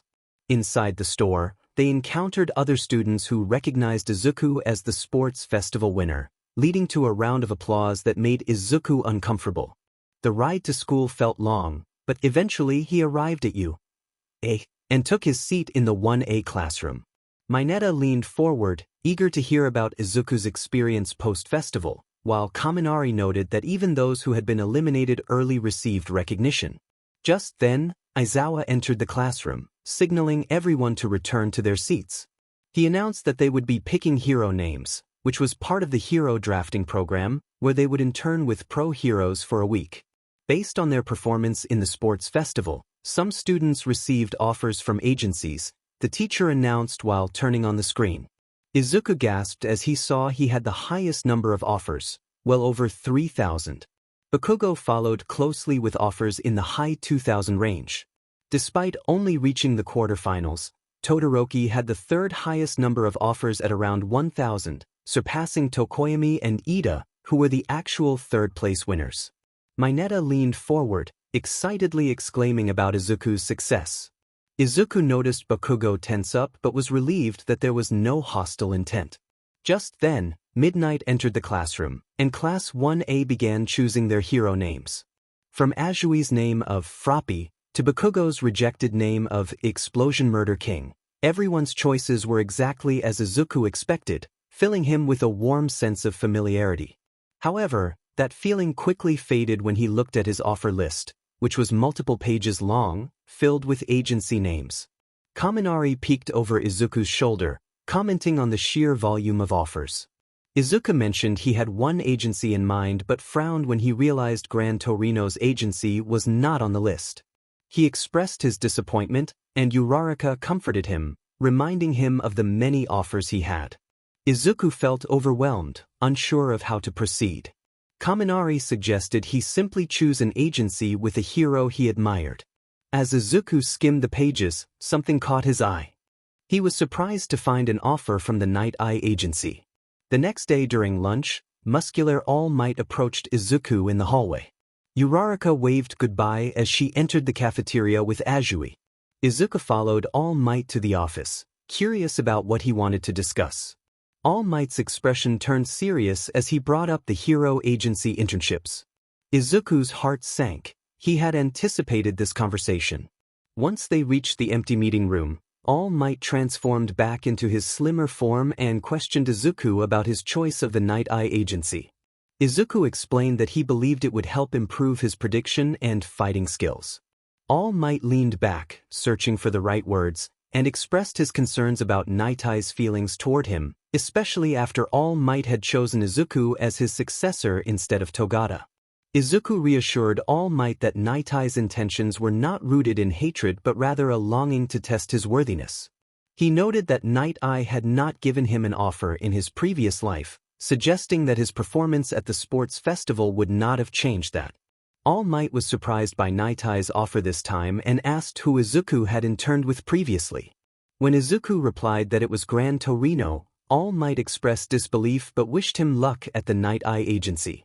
On the morning of the first day of internship week, the warm breeze carried the sounds of the city as Izuku stood in front of the agency, holding his hero costume case. Taking a deep breath, he stepped through the doors, unsure of why Night Eye had chosen him. The thought of making the eccentric hero laugh, a requirement to gain his favor, filled him with anxiety. He was also aware that he would be facing someone whose fate he could influence. As he entered, a young woman with dark blue hair and cheerful yellow eyes, Bubble Girl, greeted him. She led him to Night Eye's office, where he waited nervously as she knocked on the door. Night Eye's stern voice invited him in, and Izuku felt a wave of apprehension wash over him as he entered the office. Night Eye sat behind a desk, his cold glare making Izuku feel exposed. He noticed a peculiar machine in the corner, which made him even more anxious. Bubble Girl quickly excused herself, leaving Izuku alone with Night Eye. Night Eye addressed Izuku directly, acknowledging their meeting. Izuku stammered, trying to focus on the conversation instead of the machine. Night Eye remarked on Izuku's choice of agency, questioning why he had selected the Night Eye agency among so many offers. Izuku explained that Night Eye was the sidekick of the #1 hero, but Night Eye seemed to expect a deeper reason. A silence fell between them, and Izuku sighed, expressing that he had things to discuss but wanted to know Night Eye's motivation for offering him an internship. Night Eye stood and approached Izuku, revealing that he had not approved of All Might's choice of successor. After the sports festival, he had wanted to meet Izuku to assess him personally. Izuku listened intently, trying to piece together the implications of Night Eye's words. It seemed that Night Eye wanted to test Izuku's worthiness, just as he had before, but something about Izuku's performance during the sports festival prompted Night Eye to take the extra step of offering an internship. Izuku wondered if his sports festival performance had been viewed positively or negatively. Night-Eye, however, dismissed the question, stating that they should forget their motives for the moment. He then grabbed Izuku by the shoulders and stared intently into his eyes, declaring that he would determine if Izuku was a worthy successor and that Izuku would need to prove himself. Izuku understood what he needed to do. Night-Eye reached into his pocket and pulled out a stamp, indicating that this was part of the challenge. Determined, Izuku set down his hero costume case and walked toward the center of the office, ready to demonstrate his abilities. As he activated his quirk, a vibrant green blaze surrounded him, but before the confrontation could truly begin, it abruptly ended. Night-Eye groaned and collapsed to the floor, holding his head. Izuku rushed to his side, concerned for the hero's well-being. Night-Eye took a moment to catch his breath, his palm pressed against his temple, and as he opened his eyes, the purple glow of his foresight quirk faded. He looked at Izuku with a mixture of confusion and intensity, demanding to know who he was. Izuku, taken aback, tried to clarify his identity, but Night-Eye insisted on understanding the nature of Izuku's timeline, which he claimed was a mess. Izuku's heart sank as he realized that Night-Eye had glimpsed something troubling through his foresight. He hesitated but ultimately revealed that he was from the future. He explained that an accident involving a girl named Eri had sent him 2 years back in time, and since then he had relived more than a year of his life. He waited patiently for Night-Eye to process this information, noting the skepticism in the hero's gaze. When Night-Eye asked about the accident, Izuku's voice trembled as he spoke Eri's name. He explained that Eri had a rewind quirk, which allowed her to revert living beings to a previous state, but on that fateful day, she had managed to rewind time itself. Izuku clasped his hands together, revealing that Eri was one of the main reasons he wanted to join Night-Eye's agency. He shared the urgency of her situation, explaining that she was trapped by a villain named Overhaul, who led an organization called the 𝐶𝐼𝐻𝐶𝐼𝐻. In his previous life, Night-Eye had led the rescue mission, and Izuku needed him to ensure it could happen again. Night-Eye, still skeptical, questioned the timing of the rescue mission, admitting he had been unaware of Eri's existence until now. Izuku explained that she would be rescued a few months later, but he wanted to save her immediately, given the knowledge he possessed. Night-Eye shook his head in disbelief, retreating to his office chair as he expressed the absurdity of the situation. He emphasized that events occur for a reason and that the success of the previous mission was due to various factors, including timing. Izuku clenched his fists, arguing that the pain of an innocent girl was worth acting against. He recalled the image of Eri's trembling body and her silent plea for help, insisting that he needed to save her. The room fell silent, the ticking clock echoing their tension. Night-Eye studied Izuku, finally sighing and remarking how much he reminded him of All Might. He then agreed to help, much to Izuku's relief. However, a wave of guilt washed over Izuku as he remembered that Night-Eye had died during the mission to save Eri in his previous timeline. He hesitated, knowing that revealing this truth could change everything. Night-Eye noticed the shift in Izuku's expression and pressed him for the reason behind it. Gathering his courage, Izuku confessed that Night-Eye had died on the mission. Night-Eye's silence was heavy, and Izuku couldn't bring himself to meet his gaze. He understood that asking for help while revealing such a fate was a daunting task. Finally, Night-Eye spoke, stating that he would assess the mission for himself. If it was a worthwhile cause, he would consider it, but he would not blindly follow Izuku's lead. He made it clear that he would only assist in organizing the mission once he was certain of its plausibility. Izuku nodded, understanding the gravity of the situation. He reached into his backpack and handed Night-Eye a notebook filled with his memories of the rescue mission from his past life.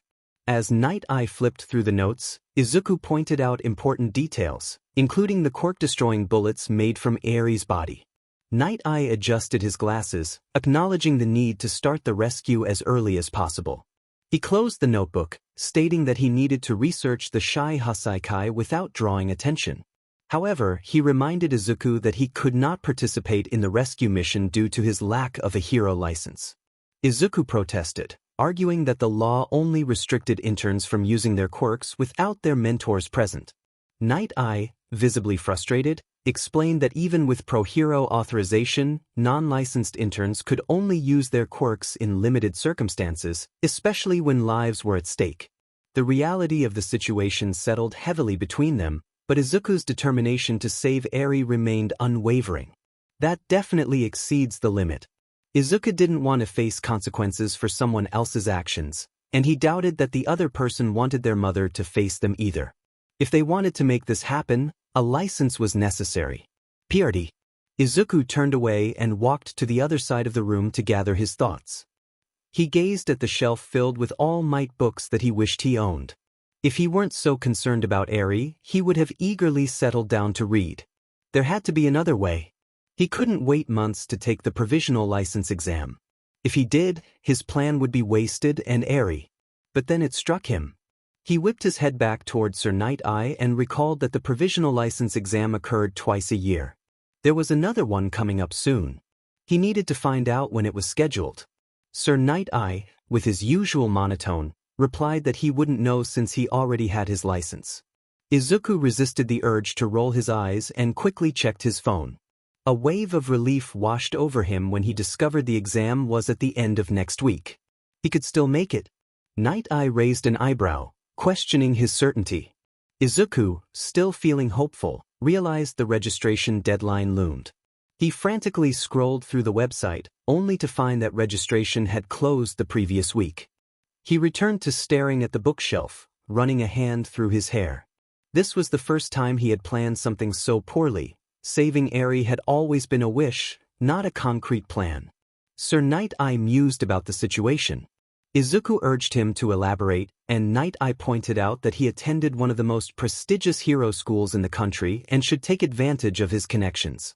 Izuku buried his face in his palms, feeling overwhelmed by the thought of what he was about to do. Izuku sat nervously outside Principal 𝐒𝐮𝐬's office. Fortunately, he didn't need to explain much since 𝐒𝐮𝐬 was already aware of his time travel. 𝐒𝐮𝐬 mentioned that he would contact the provisional license exam director to register Izuku, but there were no guarantees. After what felt like an eternity, the principal opened the door and stepped out. Congratulations were in order. 𝐒𝐮𝐬 informed Izuku that he was now registered for the exam next week. Izuku jumped up and bowed in gratitude, thanking Principal 𝐒𝐮𝐬 profusely. 𝐒𝐮𝐬 smiled and noted that it was rare for a single student to be registered late, especially at UE, where entire classes typically attended at once. This might be the only case of late registration he had ever encountered. Izuku expressed his apologies for any inconvenience, worried that his decision might reflect poorly on you. What if he didn't even pass? He quickly pushed that thought aside. 𝐒𝐮𝐬 reassured him, expressing surprise that he didn't want to take the exam with his friends. Izuku explained that he felt saving someone was more important. 𝐒𝐮𝐬 wished him luck on both his license and his mission, hoping he would save the little girl. It was the second day of the Hero Agency internship week. Izuku entered the hero's office, greeting 𝐴 and asking if there was anything for him to work on that day. 𝐴 instructed him to patrol and keep an eye out for any suspicious activity, sipping coffee with his usual annoyed expression. Izuku asked if he would be patrolling alone, but 𝐴 informed him that he would accompany him. Suddenly, a voice erupted from behind Izuku, startling him. It was Togata, a third-year student, wearing his hero costume complete with a red cape and 1,000,000 emblazoned across his chest. His blonde hair and bright blue eyes sparkled in the sunlight streaming through the office windows. Togata raised his eyebrows, playfully suggesting that he must be famous. Izuku tried to hide his panic, realizing he had shouted the name of someone he hadn't met yet. He quickly scrambled for an excuse, mentioning that he had seen Togata during the sports festival and had heard many stories about him. Togata winked and declared that Izuku was about to experience all the excitement in person. His laughter was infectious, and Izuku couldn't help but smile, appreciating Togata's energetic spirit even in challenging times. Togata placed a hand on Izuku's shoulder, expressing his excitement to work with him, the sports festival winner. 𝐴 instructed Togata to take Izuku along for the morning patrol. After changing into his hero costume, Izuku followed Togata outside and onto their patrol route. As they walked along the sidewalks, Izuku remained vigilant, scanning alleyways, storefronts, and street corners for any sign of villains, particularly overhaul. When they reached the street where they had encountered Eri in his previous life, Izuku paused, lost in thought. Togata noticed and asked if something was wrong. Izuku quickly replied that nothing was amiss, though he felt a sense of foreboding. Togata, sensing Izuku's mood, shifted the conversation to a lighter topic, asking about his hero name. Izuku replied that it was Deku. Togata found the name interesting and offered a tip about being a hero. He explained that heroes kept their cool by having many fans. Just as Izuku was about to facepalm, a voice from a nearby group of teenagers called out, recognizing him as the 𝐬 student. Izuku glanced over and saw a group of students from a local high school staring at him in awe. Togata encouraged him to smile and wave. As Izuku complied, one of the girls approached, asking if they could take a selfie with him and Togata, who they recognized as the 𝗧𝗟𝗘. The two hero interns agreed, with Togata emphasizing that he was not a 𝗧𝗟𝗘. Izuku sighed in relief as they left the school's vicinity and continued their patrol, feeling overwhelmed by the attention. Togata reassured him that he would get used to it. He then asked about the long delay during Izuku's final round at the sports festival. Izuku shared a half-truth, explaining that his quirk strengthened his body, and during the semi-final round he had tried to enhance his senses, which had nearly overwhelmed him. Togata found it fascinating, though he noted that the brain-frying part was not cool. Izuku chuckled, admitting that he might have drawn some inspiration from Togata's own experiences. Togata was pleased to hear that, feeling proud of his reputation as the strongest hero student. Togata expressed his determination to become a better hero, feeling the weight of the world on his shoulders. He shared his aspiration of saving 1 million.